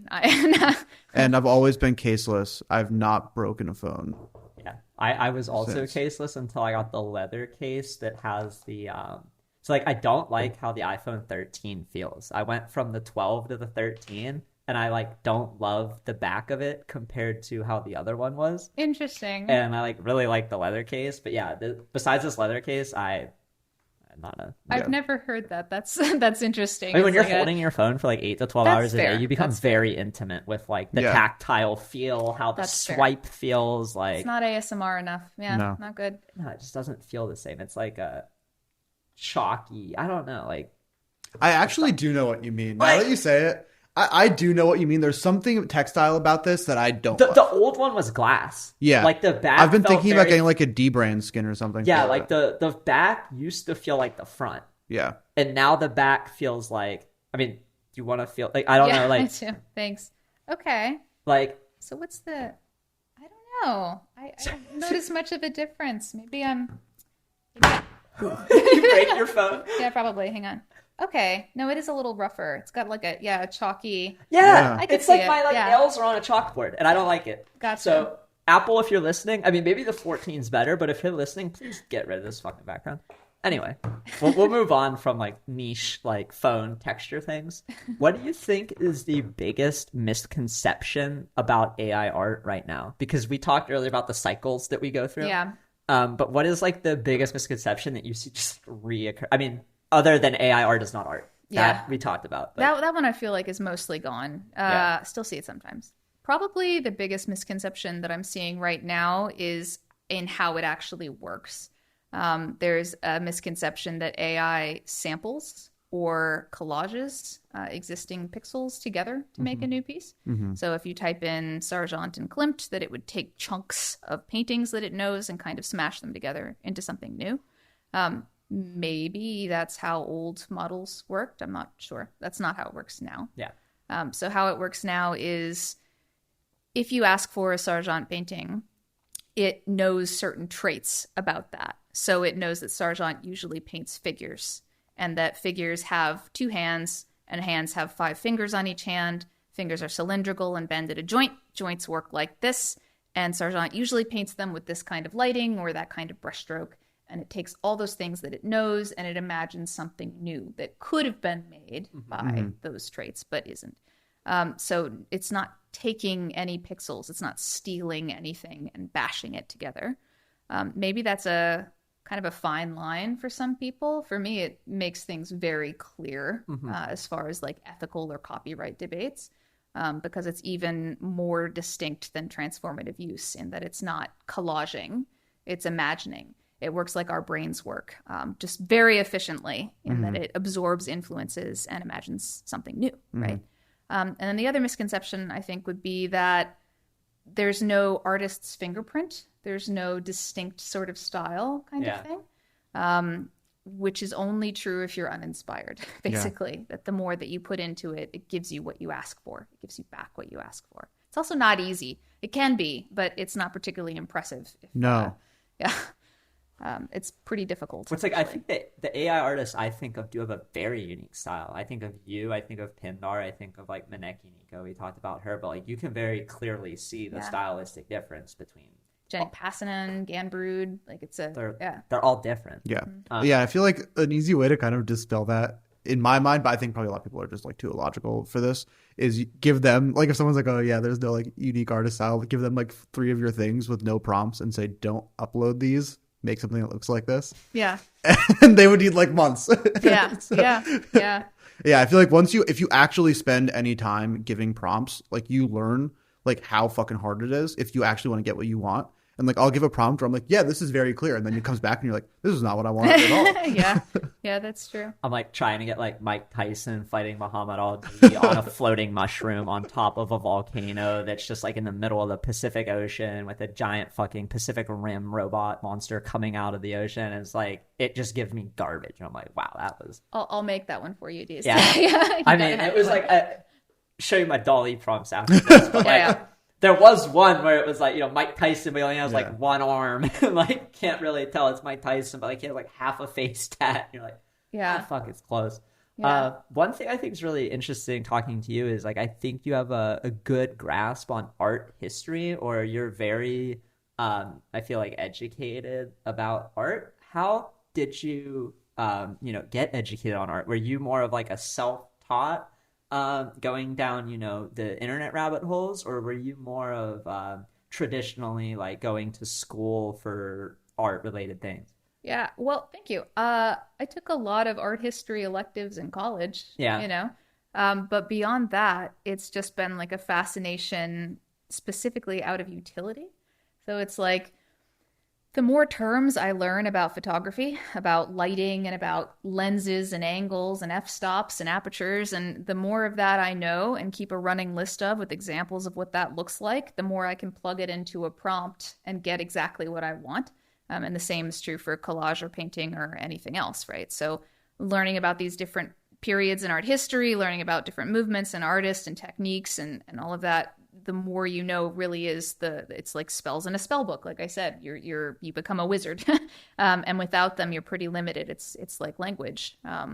So yeah, I've kind of self-taught post college to be able to make better AI art. Now, that's a very interesting way to phrase it. So it's very utilitarian in that aspect where you're like, oh, I'm like expanding my surface area of tools through this knowledge because of, there's all this art history that's happened throughout the course of human history. And you could pull stuff from the Renaissance, the Baroque movement, like whatever. You could go in architecture, start looking at Art Deco, whatever you like, and then just mash it all together into something. That's 100%. One of the coolest things to do is to take something like Art Deco, like Mucha or something like that, and then use it with a photography prompt. So it takes all of those stylistic elements, but makes them hyper realistic. Very stylized elephants. Yeah, very stylized. But it takes all those painting elements, but makes them, photographic or 3D or whatever else. It's so cool. Yeah. But I'm getting all sorts of ideas. I feel like we're not quite there yet. It'd be pretty fun to end this podcast doing a couple AI prompts where you like walk Deeze and I through making something on like Mid-Journey on our phone or something. I don't have my laptop with me, but I have it on my phone. Dream Studios on your phone too. I can pull that one up. Yeah, it'd be kind of fun. So I would just like to put it out there now. I think it'd be fun to earmark the last like 15 minutes to do that. I think it'd be really fun. That sounds awesome. I'd love that. It's something I feel like I've picked up on hearing you talk about everything. I feel like you're very curious about things. Mm-hmm. Like the fact that you saw a post on 4chan in 2016 and got into crypto and then got into AI art. Is that like something that you are very intentional about, or is that just kind of like who you are as a person, whether it's art history to get better at AI prompts or buying crypto because of a 4chan thing, or is that very intentional? Yeah, so there was a tweet a while ago that asked if you could sum yourself up in one word, what would you use? And I really did think about it for a while. I was like, oh, that's an interesting one. Let me like, ponder on that. And what I ended up coming up with was fascinated. Mm-hmm. I'm fascinated by everything, especially people, but also concepts, ideas, artistic movements, etc., and how to tie them all together. I'm particularly interested in like the intersection of tech and science and art and culture and humanities and how to kind of merge all of those into one thing. And so crypto merges culture and economics and tech and it now also merges art with NFTs, and then you take AI and merge that in, and it just kind of keeps going. You're going to get into senescence and transhumanism and all of these big concepts that kind of merge into one thing. So the more I can do that and then go down a rabbit hole with it, the happier I am. So yeah, I would say curious, fascinated is probably the best word for me. So you mentioned the spellbook a couple of times. Yeah. In my head, it's a Google sheet with just a fucking 1,000+ rows of stuff. What is a more concrete example of spellbook? Is it like a Google sheet, a Google Doc, a OneNote, like a Notion doc? Not to get... No, yeah. I'm just curious, what is the framework for how you input things in the spellbook? Because you mentioned earlier, when you're researching photography, you're looking at f-stop, aperture, ISO, whatever, and then you're putting some type of visual reference so you know, if I tweak aperture, it's going to look this different, or something like that. How does that curation of the spellbook go? Because that has my mind kind of fascinated. Yeah, totally. Well, so one is just a totally chaotic, disorganized notepad file that's 1 million pages long, just straight down with no organization Just at all. .txt? Yeah, just .txt, just copy paste.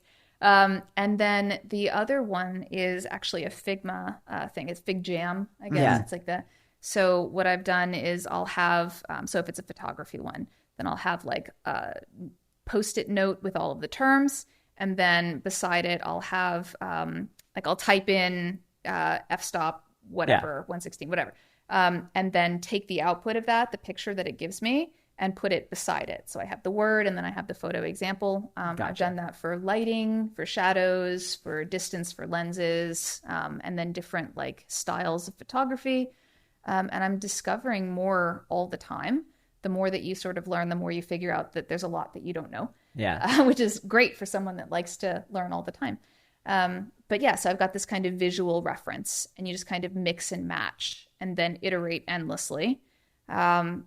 It's genuinely a 9+ hours a day thing for me. So while I'm tweeting, while I'm doing whatever, I'm in the background refreshing and moving and tweeting, trying again. Not tweeting, but trying again on the AI.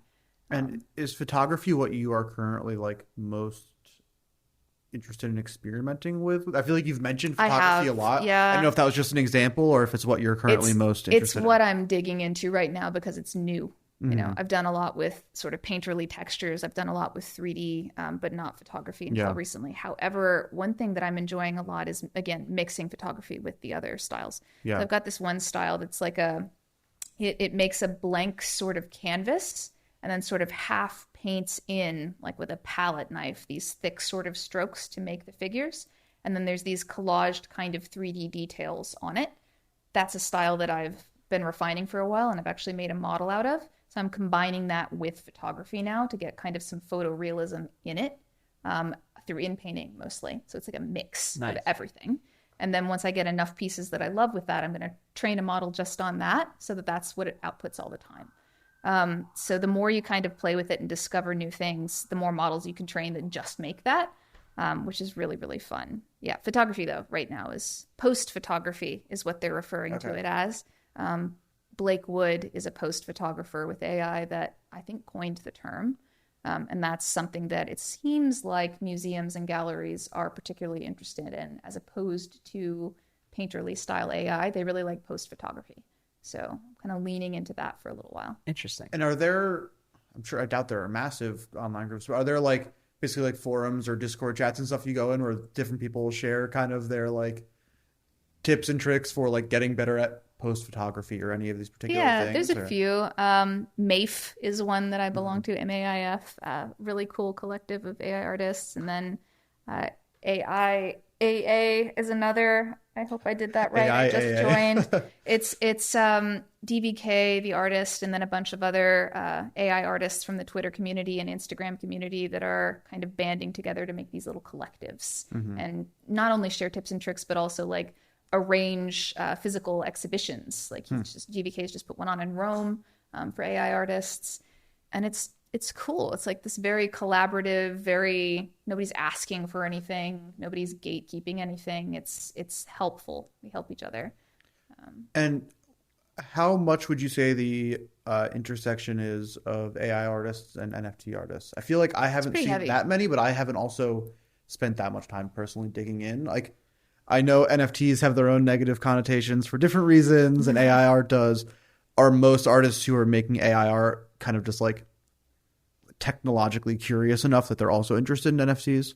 Yeah, and I don't know.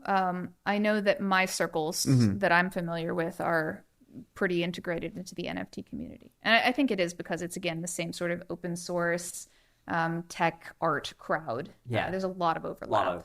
Yeah, that's really cool. Yeah. They don't have to converge, though. Like, I know some museums that are on the fence about NFTs, but into AI, and vice versa. Are there outlets to sell AI art that, I mean, I guess like prints? Yeah. Are there any big AI artists, not in NFTs, that come to the top of your mind that like have a big following for buying prints or like digital? I mean, I don't even know. No, the biggest AI artist I can think of is Rafik Anadol. Yeah. And he is in NFTs. Yeah. So, yeah. No. Rafik stuff at Art Basel in 2021 on the beach was just like Unreal. mind bending. I was on a little mushroom. And it was just like this giant wall, and you're just so immersed in it. His work, I love the scale of it. Like, it's all just big. Like the Salesforce thing in their office where it's just like across their whole office, massive. That is some of my favorite AI art for sure. I feel like we're going to eventually, and I don't know really how close we are technologically to it, start to see like AI world building too, which is going to be really cool. Like, I think about some of like, what was the old video game that came out where it was a bunch of different worlds? It was a space game and you could fly to them, and it was really shit when it first came out. No Man's Sky? Yeah, No Man's Sky. Yeah. Like, I feel like we're going to see this like probably not that far away version of like map building or like on cyber gallery building or just general world building where it's like, I want a planet that's, you know, has a lot of trees and arboreal animals and X, Y, and Z, but also has deserts. And we'll see these like crazy kind of like virtual worlds come alive too. I think that like stuff like that will be really interesting. It made me think about when you said crazy expansive stuff. Yeah. So I got to tell you, so first of all, just really quick touching on Rafik, he creates these ambient experiences, right? Where it's like this emotional experience from AI that you can't put your finger on. That's, I think, what makes that so special. That's part of what I'm seeing translate to what you're talking about right now in these early stages.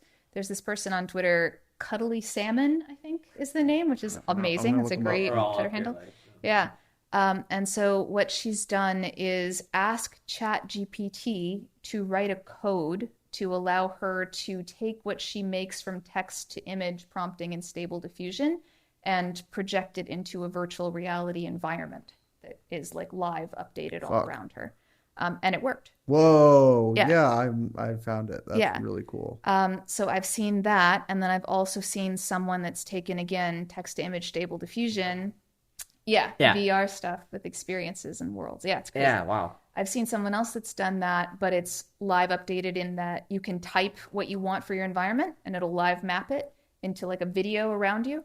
And then you can change the prompt and it'll live shift around you into something else. So you can have a constantly changing environment. Damn. So yeah, I think we're maybe a year from that being developed enough that we're actually using it. Like people are getting on it like you get on Dolly, you know. Like just anybody can just go in, create have a access world, and know. Which I think we're all going to have our own little, we've all got our own little worlds on the internet right now anyway. We've got our bubbles, but it's not visual in the same way. I think that this is maybe the missing component for the metaverse, quote unquote, is that this will allow us to have our own little. And then we don't need the skills to actually like create it in 3D. Right. Like, but the people that are really good at it will do very well with that as well, I think. Interesting. Yeah, I had never seen that until I just brought that up. Yeah, I sent it to Wish so we can have it pull add up it up. Yeah, and the video. We do some things in the video form of the podcast where we'll like transpose like some of your cool, art cool. or some of the things we talk about, so people listening along can see it. But then the people who are listening on audio, they don't obviously see it. So like, for sure. They miss out. So you got to watch the vids on YouTube. Watch the video. It's in 4K. Yeah. So I guess I mentioned kind of going off of that. Are there any particular coming things in AI that maybe are like slowly starting to happen or that maybe aren't quite there yet, but you really want to see that you're looking? I know you mentioned video games briefly. Like, Yeah. what are you really looking forward to as, like, this is still a very nascent technology as it expands and advances over the next couple of years? So text to 3D has started, but it's very slow and it's very sort of low resolution. I think that will develop a lot more this year. And so you can type in what you want as a 3D model and you will just have it, which would be obviously life-changing for several industries. Yeah, movies and all that would be fucking crazy. Yep. I have now seen text to rigging. So if you have a 3D model, you type in how you would like it to be able to move and be rigged, and it'll just do it for you. So you can puppet things for video games. Take my Clonex and just do that. Yeah, 100%. Yeah. I saw someone had been working on a video game, which was mentioned. So they used stability to create the character sheet where the person's turned left, right, forward, backward, like an isometric sort of game. Same thing for an isometric environment. And then ChatGPT to write the code for a point-and-click adventure kind of thing. So they'd built this game in an hour and a half, and it was, just a few levels. It wasn't huge, but did it by himself in an hour and a half kind of thing. That's crazy. Chat GPT to write code is like scary. Yeah. It's really scary. I use Google or GitHub Copilot when I'm writing code, and just like, well, one, the amount that it learns from my code is really creepy. Yeah. Where like now it like writes notes in the same way that I would and all these different things. And like hearing about making video games is interesting. I haven't done that. I've experimented with Chat GPT making generative art, where I've asked it to give me JavaScript scripts to make generative art. And like, it's pretty cool. I definitely would recommend running any code that ChatGPT gives you, listeners, in a sandbox and not because sometimes it very confidently gives you incorrect things that you may not want to run just on your system.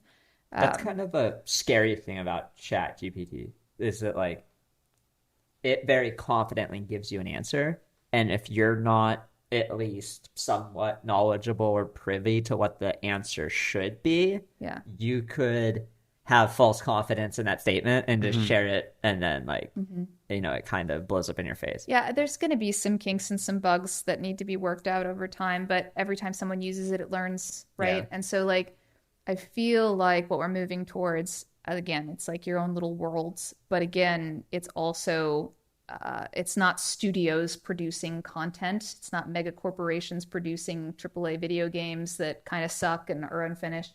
It's some guy in his basement making a masterpiece that everyone loves and then creates little worlds from that they interact with and build out content from. And the worlds, it's like if Lord of the Rings was made this way, think of all of the different bubble worlds and games and art that would be created from that. I've also been looking at a company that trains an AI based on your data footprint from your social media. Okay. And so you end up with kind of a copy of that person that you can talk to about whatever. So if you like Christopher Walken, and I hate that. That's terrifying. Well, so that's fair. It is kind of scary, but like if you're if you're a big Christopher Walken fan, then Christopher Walken could sell his data footprint to the company. The company sells it to you, and you get a Christopher Walken bot that talks to you about shit posting over your morning eggs. So, have you seen the Andy Warhol Diaries on Netflix? I have not. So it is spoken by Andy Warhol's voice. They used AI, and the whole thing is narrated by Andy.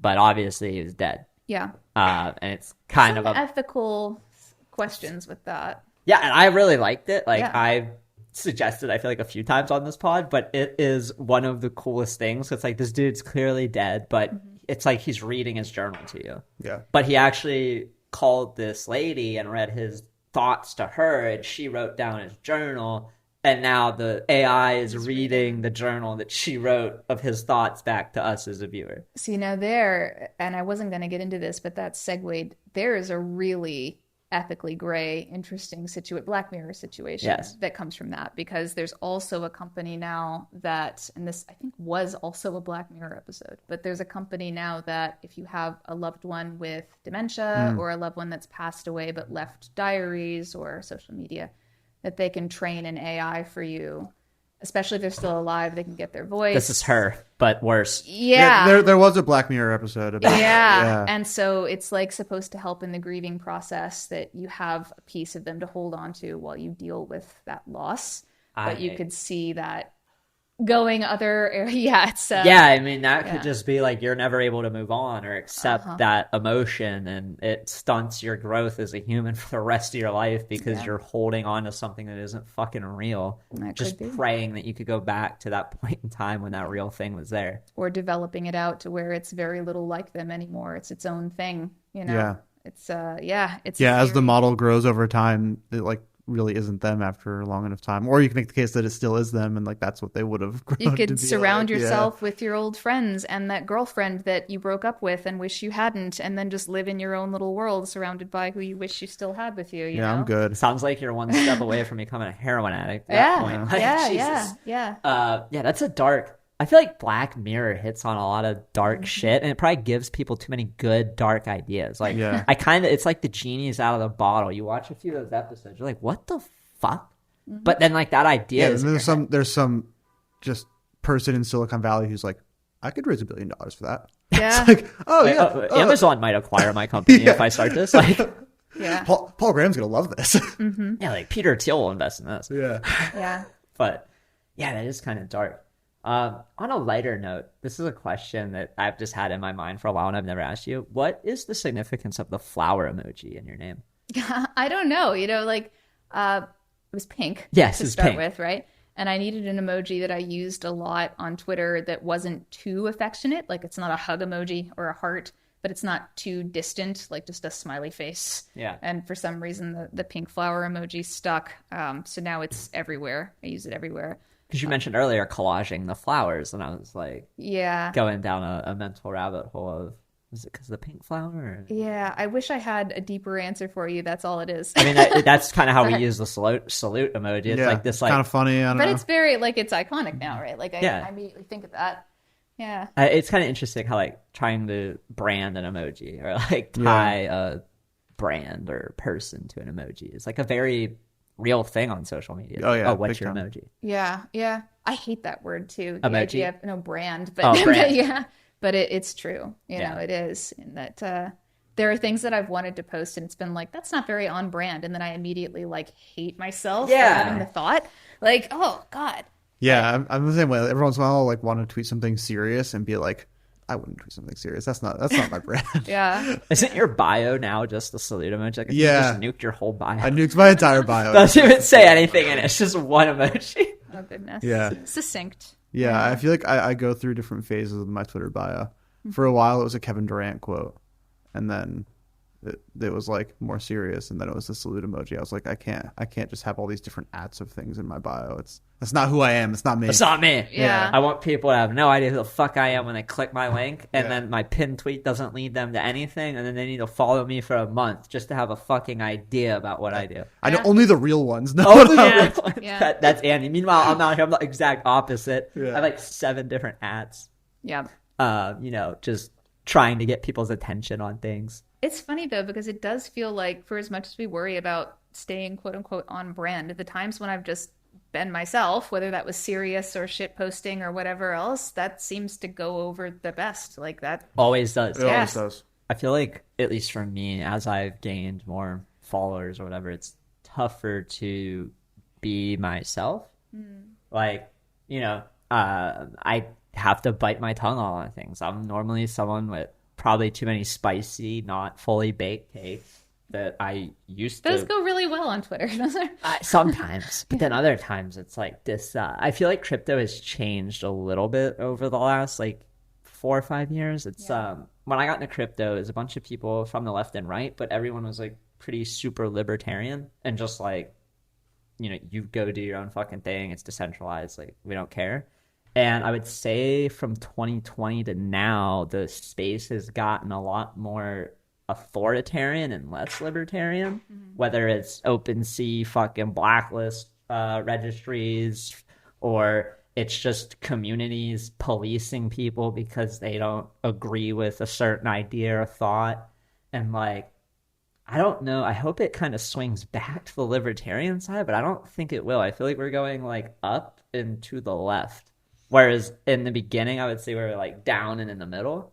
And I don't know how I feel about that, but it like makes it harder to be myself because I'm like, oh, like, what if that person who comments on all my shit comments on this about something? And it's like, it fucks with me because I can't just be myself. Yeah, it's funny too because I agree with you that it's getting more authoritarian, but I've seen a lot of up and to the right. Oh, really? So maybe it's just different sort of circles, but I would say it's up and to the right on the collector side and up and to the left on the artist side. and I mean that fits with life in a lot Yeah, of ways. yeah, I for think. sure. But I'm with you. I hope that it does get more kind of.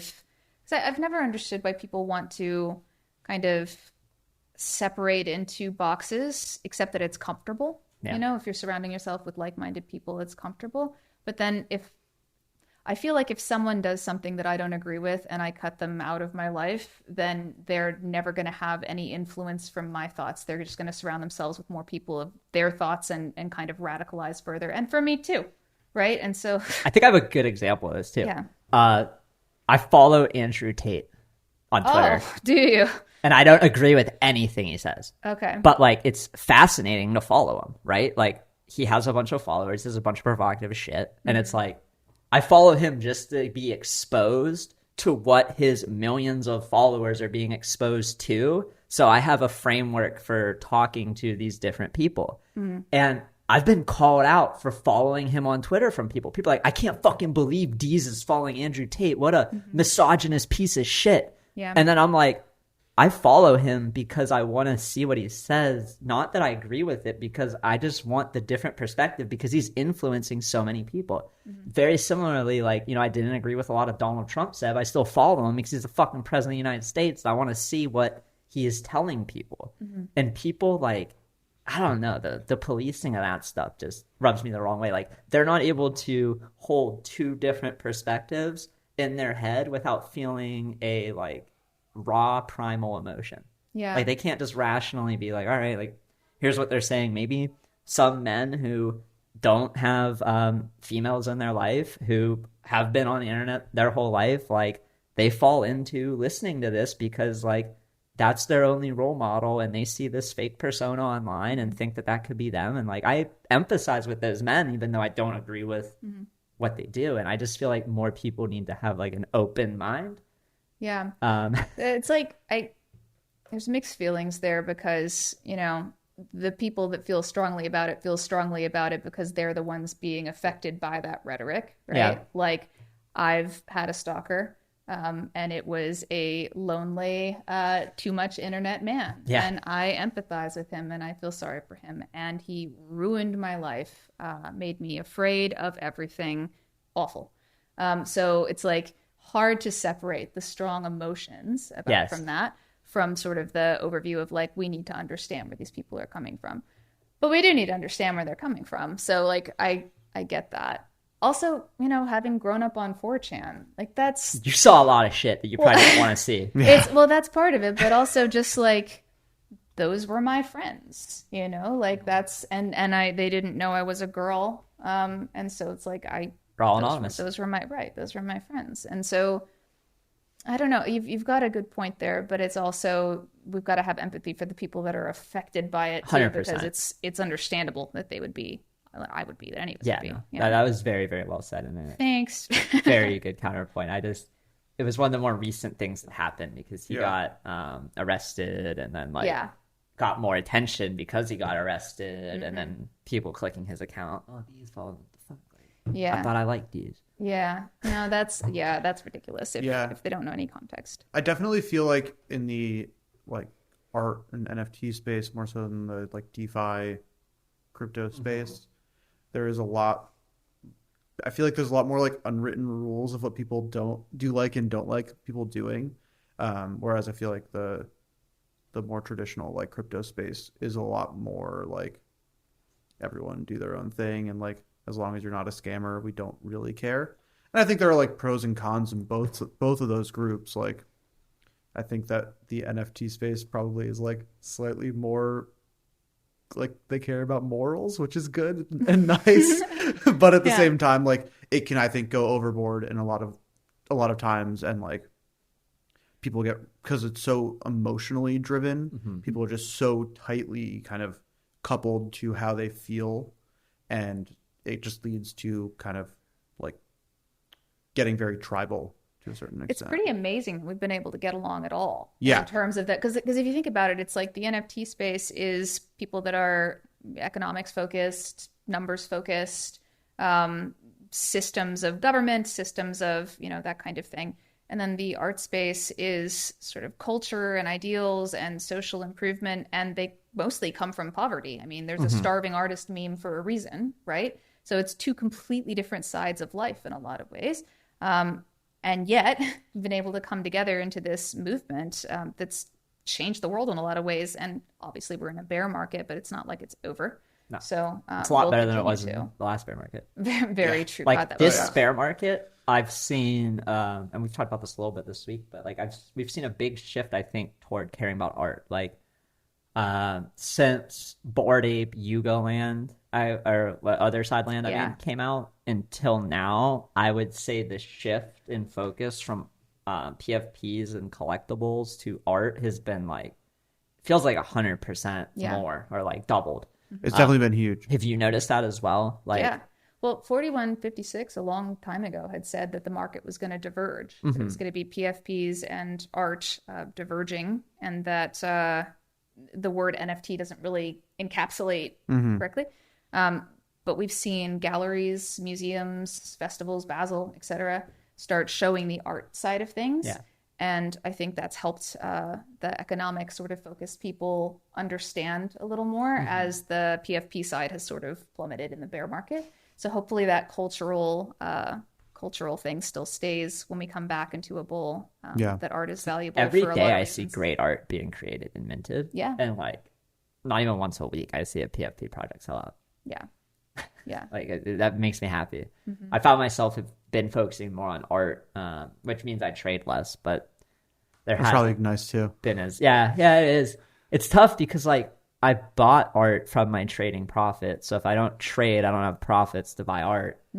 And it's a weird dichotomy where it's like in a bull market, I'm buying art every day. It's like, all right, I made 10 ETH. I'm going to take 2 ETH and put that toward art, or 3 ETH, put that toward art. And in this market, it's like I have to be so picky about like what I actually buy. So it's like I'm not making any ETH from flipping stuff. And it's tough, but you're also then, training your taste, curating, and you're building a cultural time capsule, which I think is it has cool. been really good for curation. It's like I've really had to lean into like, this is good, but it's just like not a fuck yes, or like this art is good, but like I don't think my vibe with the artist is a fuck yes. So I'm like making sure that, both the art and the artist, I love both before I buy it. And that's been tough because I think I collected too much art from too many artists, if I'm being candid, early on.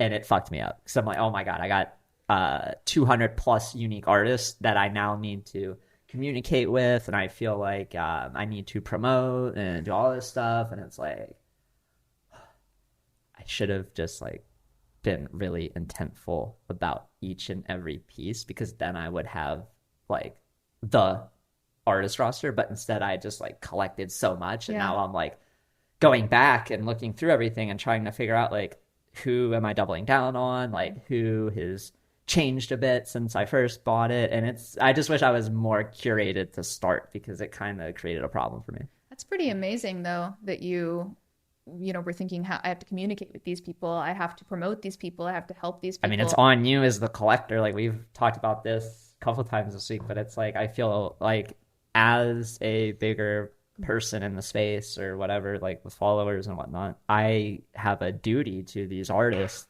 that I'm stewarding their work. And I need to like tell other people, why did I buy this? Why am I connected to their work? Why am I connected to them as an artist? Yeah. And that is like, I think Ex-Lawyer is probably one of the best. Oh, he's awesome. He's amazing. At writing threads. So good. Like, he is the nicest dude, or one of the nicest dudes. And he told all his artists he would write like a thread a week for like every artist he collected from. So like, eventually he'd write a really nice thread about why he collected your art. And he was one of the people who got me really thinking about it. Like, wow, I need to be doing more. Yeah. Like, I might put their work in an on-cyber gallery that's in OM, but like, how often do I tweet about it? Once every 3 months? Like, that's not moving any needles. But But then it's about trying to figure out, like, you know, curating of the artists I've collected from, which ones I love, and then still being open to new artists too. And it's a new challenge because I never collected art. I just collected items in video games that were created by the company who made the video game, and I never needed to like promote my items or anything. Yeah.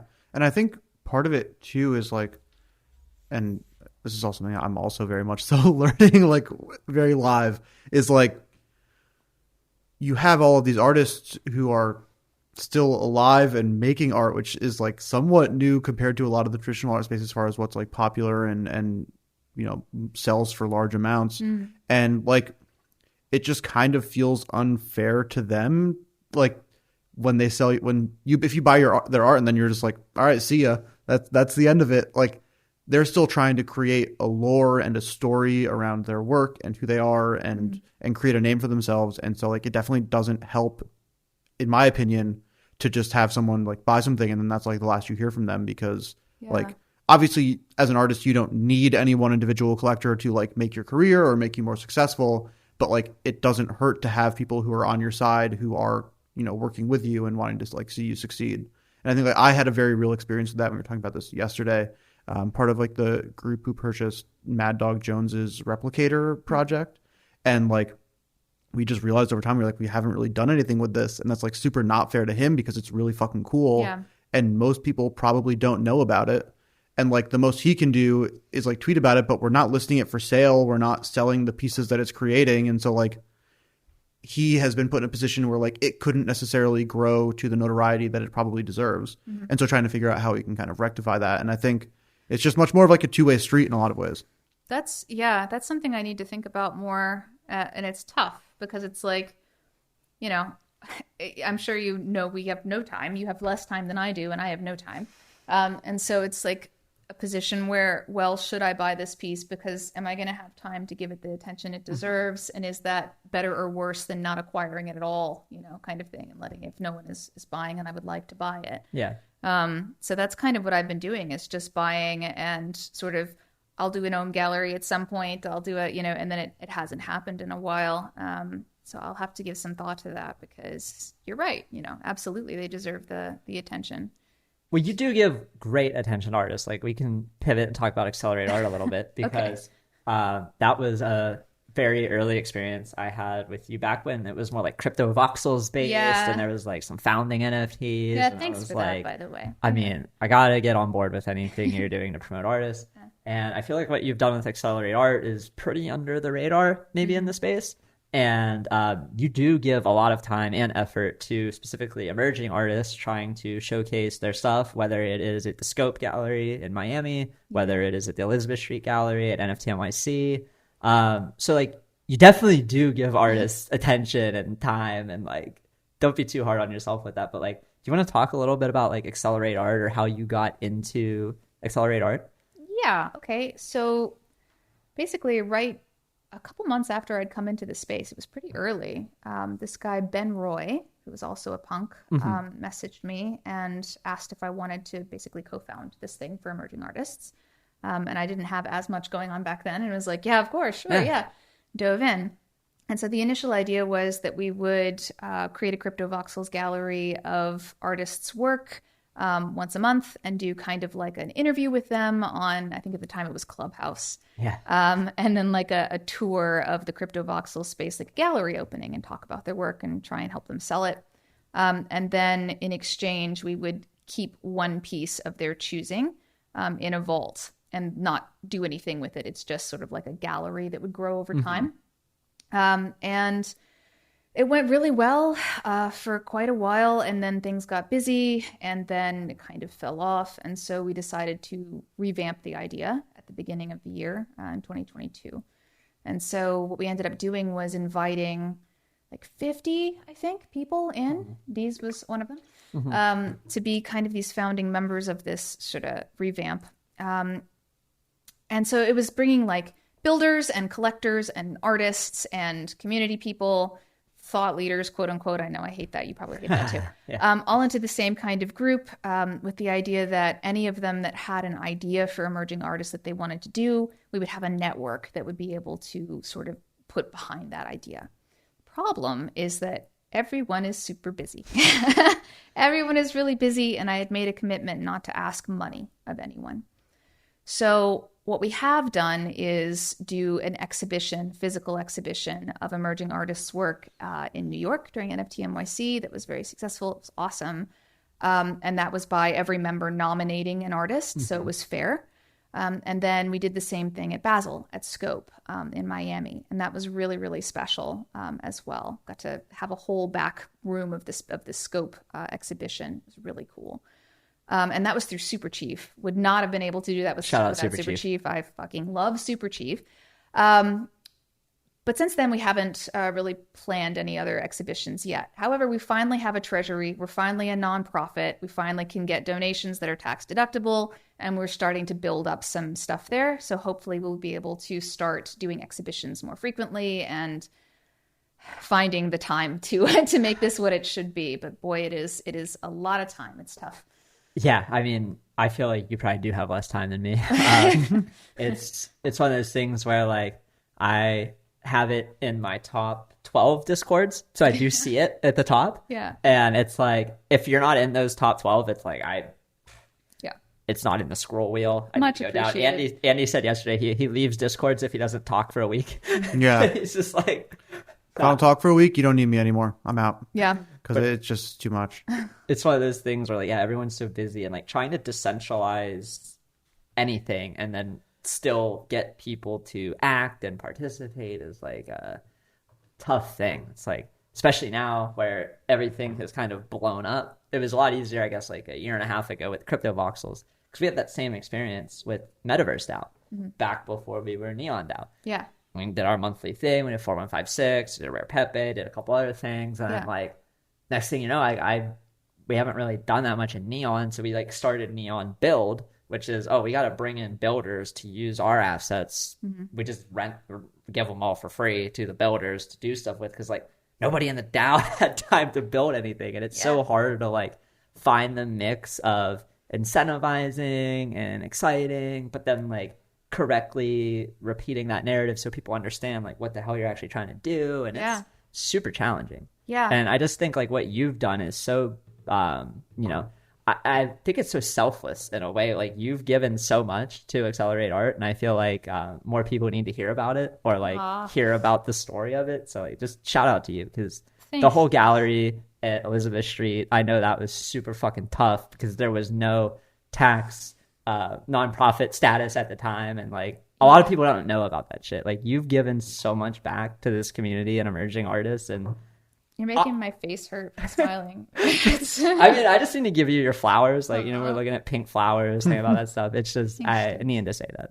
Well, thank you. That means a lot. It was, Elizabeth Street we were supposed to have sponsors, and the market crashed. Really and hard. The sponsors vanished. And I had messages from emerging artists saying, I'm flying out with my family. It's our first exhibition. They're so proud of me. And it's like, do I cancel or do I bankroll it? And I decided to bankroll it, and I'm happy that I did. And we had a few members, shout out to Spuma and Jake Deeze and Fungi and a few others, that donated to help offset a little bit of that cost. God bless them. But God bless them. That was amazing. But I'm so happy that we did it. And I would do it again, but I hope I don't have to.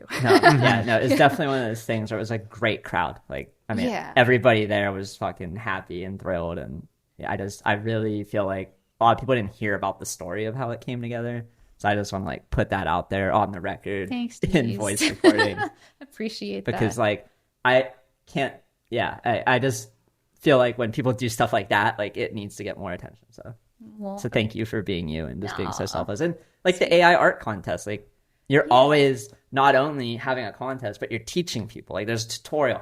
Here's ways to get involved. Like, you're constantly being this like node of good information and like outreach and giving back. I'm just dying to see more good AI art. Like, I want it to be better and better and better, and I want the tools to be better, and that's not going to happen unless people are like in it, and so if I'm incentivizing with money, or if I'm incentivizing with tutorials or whatever else, then that's towards that goal. So That's All right, well, I'll start being annoying. I'll ask you questions when I have ideas for things. no, please do. I really genuinely do. I didn't love know it. you were doing so many prompts either. Like, Oh, yeah, I I feel love it. like we should be talking more. Yeah, I just like go on Midjourney because it's easy. It's on Discord. Yeah, you're just in Discord. And so I just like it's one open of the up 3 Discord. Discords you're in. Literally, yeah. And so I'll just, well, actually, most of the time I will leave the Discord until I'm ready to do more prompts. Oh, really? And so, like, if I'm like taking a break for like a week or something because I'm just too busy, I'll leave the Discord until I'm like, all right, time to do some more Midjourney prompts. And so currently I'm in the Discord. I've been ripping some. But yeah, it's fun. It's should we try to do some prompts right now? Yeah, I'm pulling up Dream Studio. Okay, right so now. what is Dream Studio? Should I be? Is it an app or is it a website? It's a website. Okay. So it's beta.dreamstudio.ai. It'll make you log in, but you probably have. I think it lets you just hit your Google or your like. There's a one-click button. I think. If not, we can just use mine, and that will also be fine. But yeah, this is Stable Diffusion's website browser, easy peasy version. Okay. All right. Yeah, I'm continuing with Google. All right, and we are back. Yeah, we are going to do some live prompting here with Claire. So I'll be recording my phone screen, and we are going to be using dreamstudio.ai to create some art with Claire. So let's walk through this. What am I looking at? I see a prompt area down there, which is telling me a dream of a distant galaxy, concept art, matte painting, high quality 4K, and then I have a bunch of sliders that look a little intimidating. They might, but it's not really. So this is Stable Diffusion just in browser form. Super easy. Okay. At the top, you've got width and height. Okay, so we're doing a 512 by 512 That's square. The fastest, yeah, Okay. Fastest, easiest. CFG scale means the lower that is, the more the AI can imagine. The higher it is, the more it follows your prompt. Oh, the mic. Yeah, smart. Oh. Got it? Yeah. Okay, sorry. Yeah, no, you're good. You want to just move this over? I'll just shut up for a little bit. Thanks. Okay. Yeah, sorry for So width and height, 512 by 512. CFG scale, the lower it is, the more the AI can imagine. The higher it is, the more it follows your prompt. Steps is how many iterations it basically does to make the image. So higher is better quality usually, but 30 is fine. Okay. Yeah, defaults to 30. Number of images 4, so that's how many it makes per prompt to show you. And then scroll down a little bit. Sampler model. Yeah, you can choose the sampler. So this is where you could choose 2.1, which is really, don't though. But you could choose 2.1, which is really good with photography, but it's very hard to steer. It's a tough one. 1.5 is where most people start. Okay. And you can also upload your own image where it says show editor, but we won't do that right now. So you can close that out.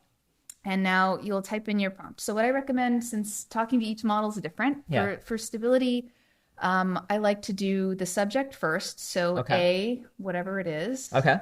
And then go ahead and do that first. So all right, Andy, what subject comes to mind? What first noun? So for your prompt? Yes. Yeah. Shit. Mine's toad. Good. Toad? Yeah. All right, we got a toad. Okay. And then I would say, where is the toad? In a library. In a library. What styles do you like? Do you like Impressionism? Do you like specific artists like Sargent? Do you like abstract? Do you like photorealism? For something like that, I think I like photorealism. Okay, so photorealistic, let's say that.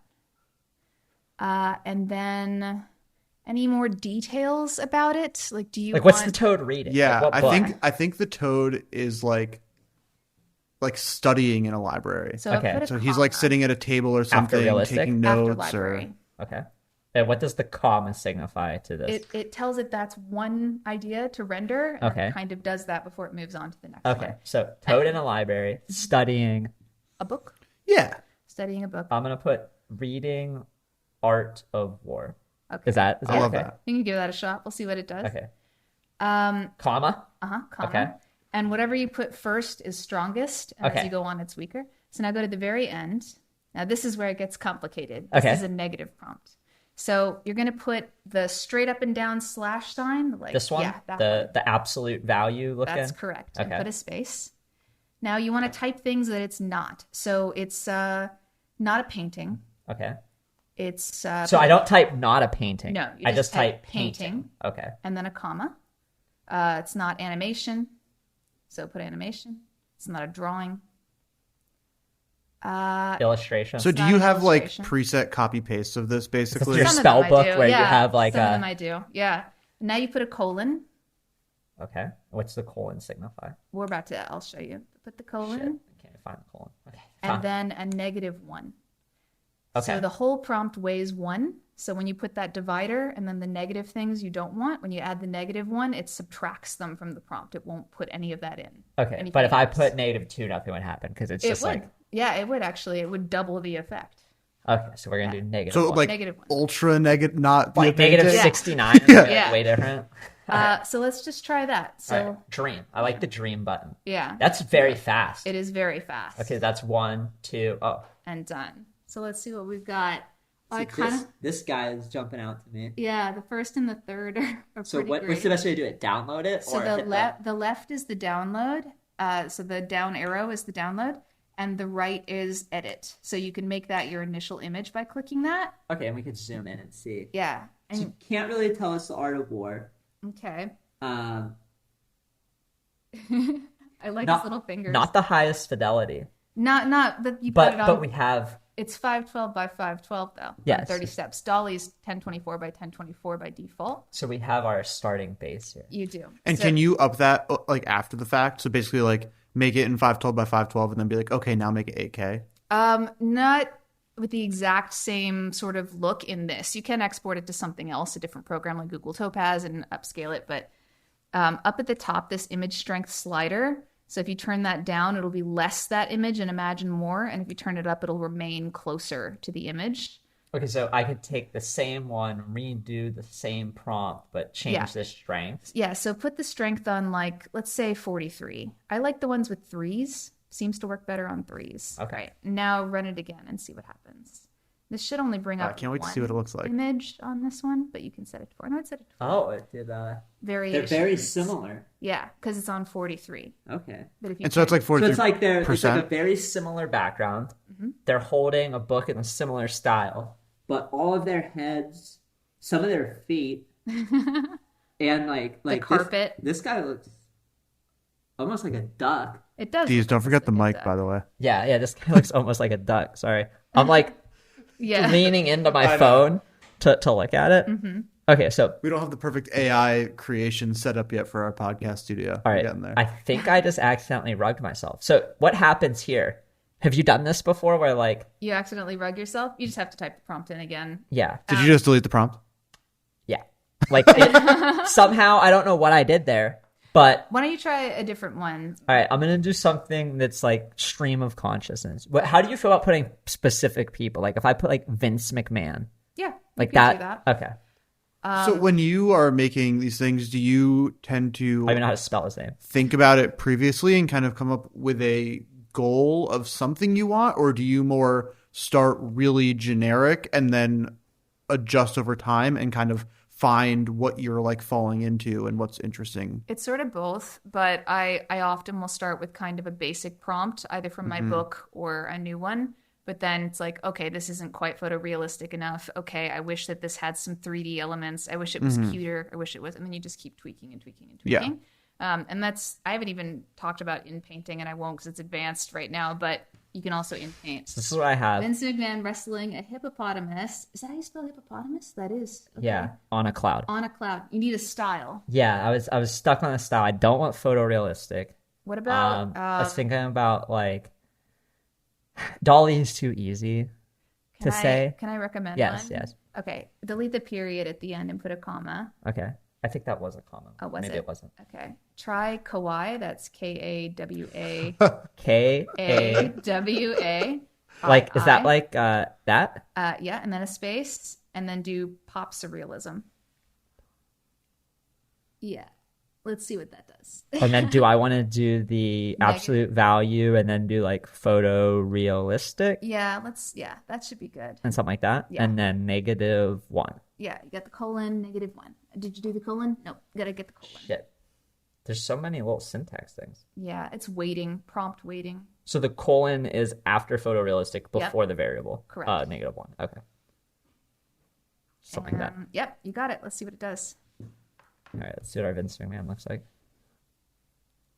Oh my. Wow, It's more photorealistic than I would expect. But oh my god, that's hilarious. So how do I Okay. go back? So last time I messed this up. Is Yeah. it this? Yes, it's Okay. that. Oops, there you go. See my finger. Yeah. So the cloud is very muted. Like they're in a wrestling ring, but it's like the cloud is the. yeah. He's getting suplexed by It looks the like he hippo. is. Go back. I want to see the bottom. Yeah, that one looks pretty great. Let's see that. That's wild. Yeah. What is in his right hand? I don't know. It looks like a half person, So- tiny little baby. So what if you had something like this, Mm-hmm. and you look at it and you're like, all right, it's kind of Instant Man, but like his legs, he only trained right legs Yeah. for 45 years and didn't train his left leg. Mm-hmm. What if I wanted to like make him more proportional and look like a human while keeping this like overall vibe with like, I kind of like the clouds in the background. Yeah. Can I do that? Is Yeah. there like so a click the edit button on it. The one that you. shit.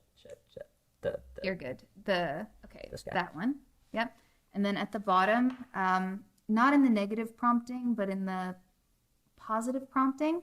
So like left of the absolute value thing. Yeah, somewhere around on a cloud or Yeah, after. somewhere in there. Just add like proportional, realistic. Proportional, realistic body, or just proportional, Nah. realistic? If Okay. you wanted to add a negative prompt, it would be like disfigured or extra limbs, things like that. Damn, that's crazy. I need to tell it Yeah. to not make my human disfigured. Uh-huh. Okay, A little spooky. so I got something like that.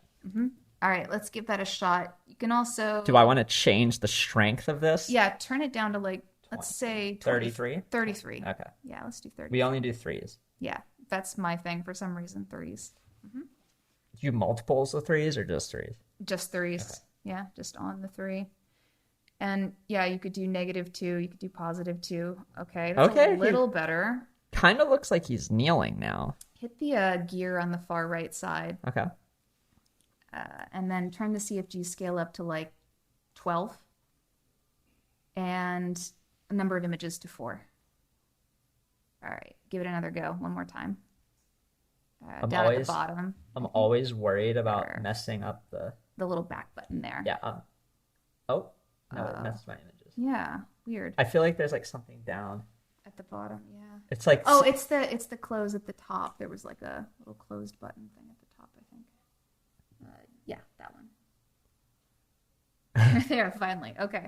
Now hit it and let's see what happens. Okay. Anyway, It's a little finicky on mobile, but I mean, this is a really clean experience. It's very fast it is very fast. and like very interesting. oh my gosh. So what do the credits on the top mean? Do you have to like buy credits after a certain point? Yeah, with Dream Studio, you do. There are local installs that are free. Dream Studio is not, it's affordable. It's like $10 for 1,000 credits. Okay. And you use 0.08 credits for 4 images if they're 512 by 512. That might be my favorite one so far. Kind of looks like he's squatting it. Download it. Yeah, that way you have that one. So All right, let Andy, me see. So what was the final prompt? Vince McMahon wrestling a hippopotamus, comma, on a cloud, comma, kawaii pop surrealism, absolute value sign, photorealistic, colon, -1. All right. Yes. Wait, don't show up. What do you think it's gonna look like? What I just said. Well, yeah, but so I think there's going to be like a singular cloud that almost looks like an arena that they're Okay. like a wrestling rink. Okay. And I do think you'll have like, I'm going to say it looks 50% like Vince McMahon, Okay. but kind of just like a dude. And then the hippo looks like a hippo. I got a little bit from you saying stuff about his like legs not being the same size and things, but that's kind of my go-to. So I think there'll be like basically two people almost looking maybe more like hugging than like a specific So wrestling I fucked move. up on this recording, and you're gonna have to cut my phone recording because I tried to go to my photos to see things, and then I also somehow clicked my text messages. So just know that'll be in there. But I'm just trying to show Andy the picture without all of the stuff on it. But there it is. What the fuck? Yeah. So it really looks like Vince McMahon. Yes, like it's like 80% Vince McMahon, maybe. But it seems like he's he is sat on a hippo that has the skin of a worm, and he seems to have split the hippo in half. Yeah. His arms might also be hippos. Yeah. I love how that's one portrait. I thought it was 4 different ones, Yeah, but it's one. And the one hippo, I think one of the things that I was just dead wrong on is the hippos do not look like hippos. No. Vince McMahon looks closer to Vince McMahon than the hippos look like hippos. Yeah. So point being, it takes a lot of effort to get it how you want it. It's definitely not a one and done. Should we try one more? Yeah, if you want to. Sure. What do you want to give us one? Oh man, how do I do this without giving away prompting? Let's see. Imagine you're me. Okay. I don't know. Yeah.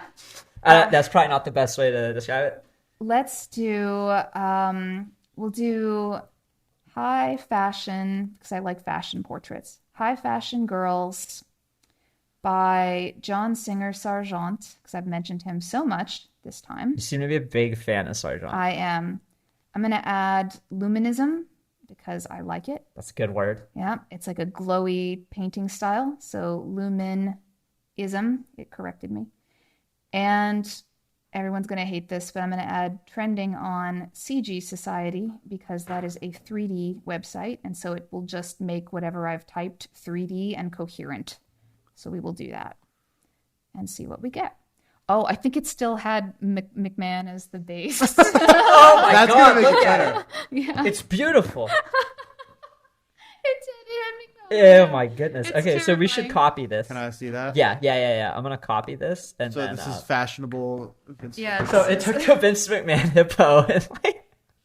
Yeah. Oh my god, Yeah.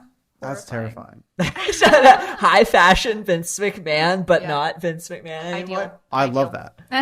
So that's a good example of how you could take a prompt and completely 180 it. Yeah. So let's go back into the dream and let me just paste that in Okay. without all of the Without the McMahon. yes, Okay. Yeah. without that bias. Yeah. And set it on 4 on the side, so you get the nice 4, and 12 CFG if you don't mind. Yep, do a little 12 CFG, number of my images fave. 4. Do you ever change steps, or are you a big fan of the 30? I do, but 30's fast. We Okay. like fast. Yeah, we don't want to. All right. let's see see what we it get. does. Oh, Yeah. looks way different than Vince McMahon. It does. I kind of like top left jumps out to me. Yeah. Which one? I like bottom right. I like the movement, but yeah. Let's go in the bottom right. So how would you like say I want to do a little background here, like this foreground of the subject looks awesome, but like the background looks plain. Okay. So like how would I, maybe So- want to Yeah, so you'd have to do in painting to just change the background, but put a comma after, let's say, Sargent, okay. and now type in CHINOISERIE.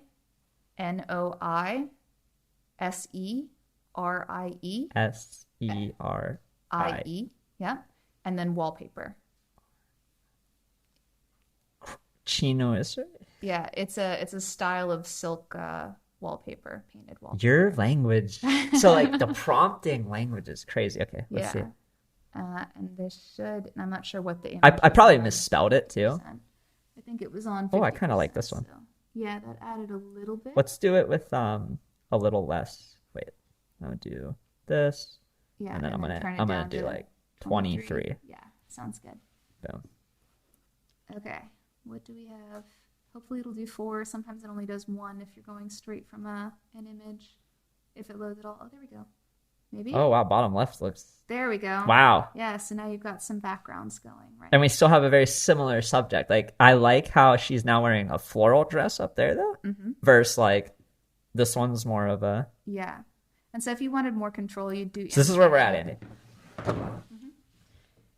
In painting. Oh wow. So at first it was like kind of the side profile of this main character subject, and then it had like a beige mustardy background that was Yeah. just kind of plain. Yeah.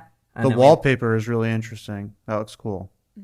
I'm This is why currently trying. spellbook is so powerful. You have these words. Like I've You never do. seen. I don't chinoiserie. I don't Yeah. want to. I didn't say I'm probably going to pronounce it wrong because I've only read it. Yeah, right? I mean, I think that's a problem with a lot of words. Like Yeah. you only read them, but Yeah. I'm trying to make a person skateboarding in a park. It came out really funny looking. Oh, it's like super real. That's a long Yeah. skateboard. That's He's longboarding. He's longboarding. Yeah. But if you want to do in painting, not right now, but ever, Yeah. Google Chrome is what you would do Dream Studio in. Okay. Firefox doesn't let you do it. Nice. But you can do in painting where you could just change the background. I'm this weirdo over here. Let me stop the recording so it isn't so big. Okay. But wow. Yeah. So, pro tip: use Chrome if you want to in paint. Don't be like me on this stupid Firefox kick. But wow, I love how you're able to just add the descriptor and then wallpaper, and then it really. Yeah, it's able to understand. And again, you make a few images you like. You only need 5 for a minimum to train your own model. So you just pick a few images you like, train your own model, and then you can make anything you want, but with that style. Wow, That's so cool. And, that's awesome. So we are getting. Oh, sorry. Oh yeah, we can. I've one last question, and then we can go to what the last question of the day is. Always, for someone who has no idea what the fuck they're doing, but they want to learn more, and like obviously it would take a very long time to get to your level, but like they want to start getting better at this and like have fun with it, but maybe take it a little more seriously than just like a random mid-journey prompt. Is there a particular website or forum or place that you would recommend they go to learn this stuff, or just like Google it and YouTube videos and?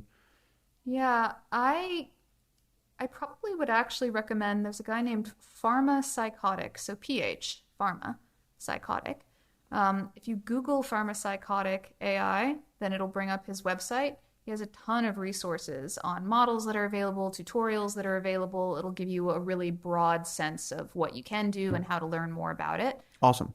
Really, really like that. I'm going to pull it up because I definitely want to do some reading about it. Cool. Yeah, I hope you do. I'd love to see some stuff. And then we are getting close to the time when we sadly have to call it quits. You have to go back home and all that fun stuff. We have a question we ask everybody on the pod, and I got it from I full transparent. I stole this question because I went on a pod and someone asked it to me, and it was so good. I'm like, I'm gonna ask people this. So shout out Eshe from the Afropolitan podcast. This is a great question, and the question is, what would the title of your autobiography be? Take some time to think about it. We can also share ours if you want. Yeah. What are yours? Mine's A Lindy Walk. Yeah, I could see that. Yeah. Yeah, for sure.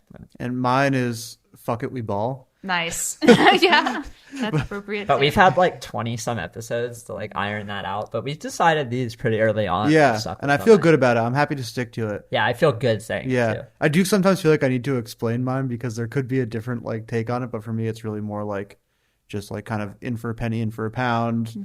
Generally try to be optimistic in life, and like maybe something doesn't seem like it's going to work out, but like just got to put your head down and go for it and fuck it, we ball. Yeah, no, that makes sense. I feel like you understand why mine's named a Lindy Walk. I do probably don't indeed. describe it. Yeah, no, you've got it. I'm of two minds about it. Can I give you my two? Yeah, of course. Yeah, we'll allow that. Okay. So it would either be qualia, which is a word that I use in all of my work. It means the wordless experience of experiencing. So what it feels like to see the color green, or what it tastes like to taste an apple for the first time. You know it, but you can't put it into words, right? So that's something I try to train my AI to be able to recognize when it sees it, even if it doesn't know what it is, right? Interesting. And actually, I have this good friend, Jackie Courtney, who started Qualia DAO based on that concept. And I think that's super cool. So Qualia ties in a few ways for me. It would either be that or it would be Fascinated. I think Fascinated would be a cool title for an autobio and is appropriate for me. Yeah. Yeah, you're clearly one of the most curious and fascinating people we've had on this pod. Oh, thank you.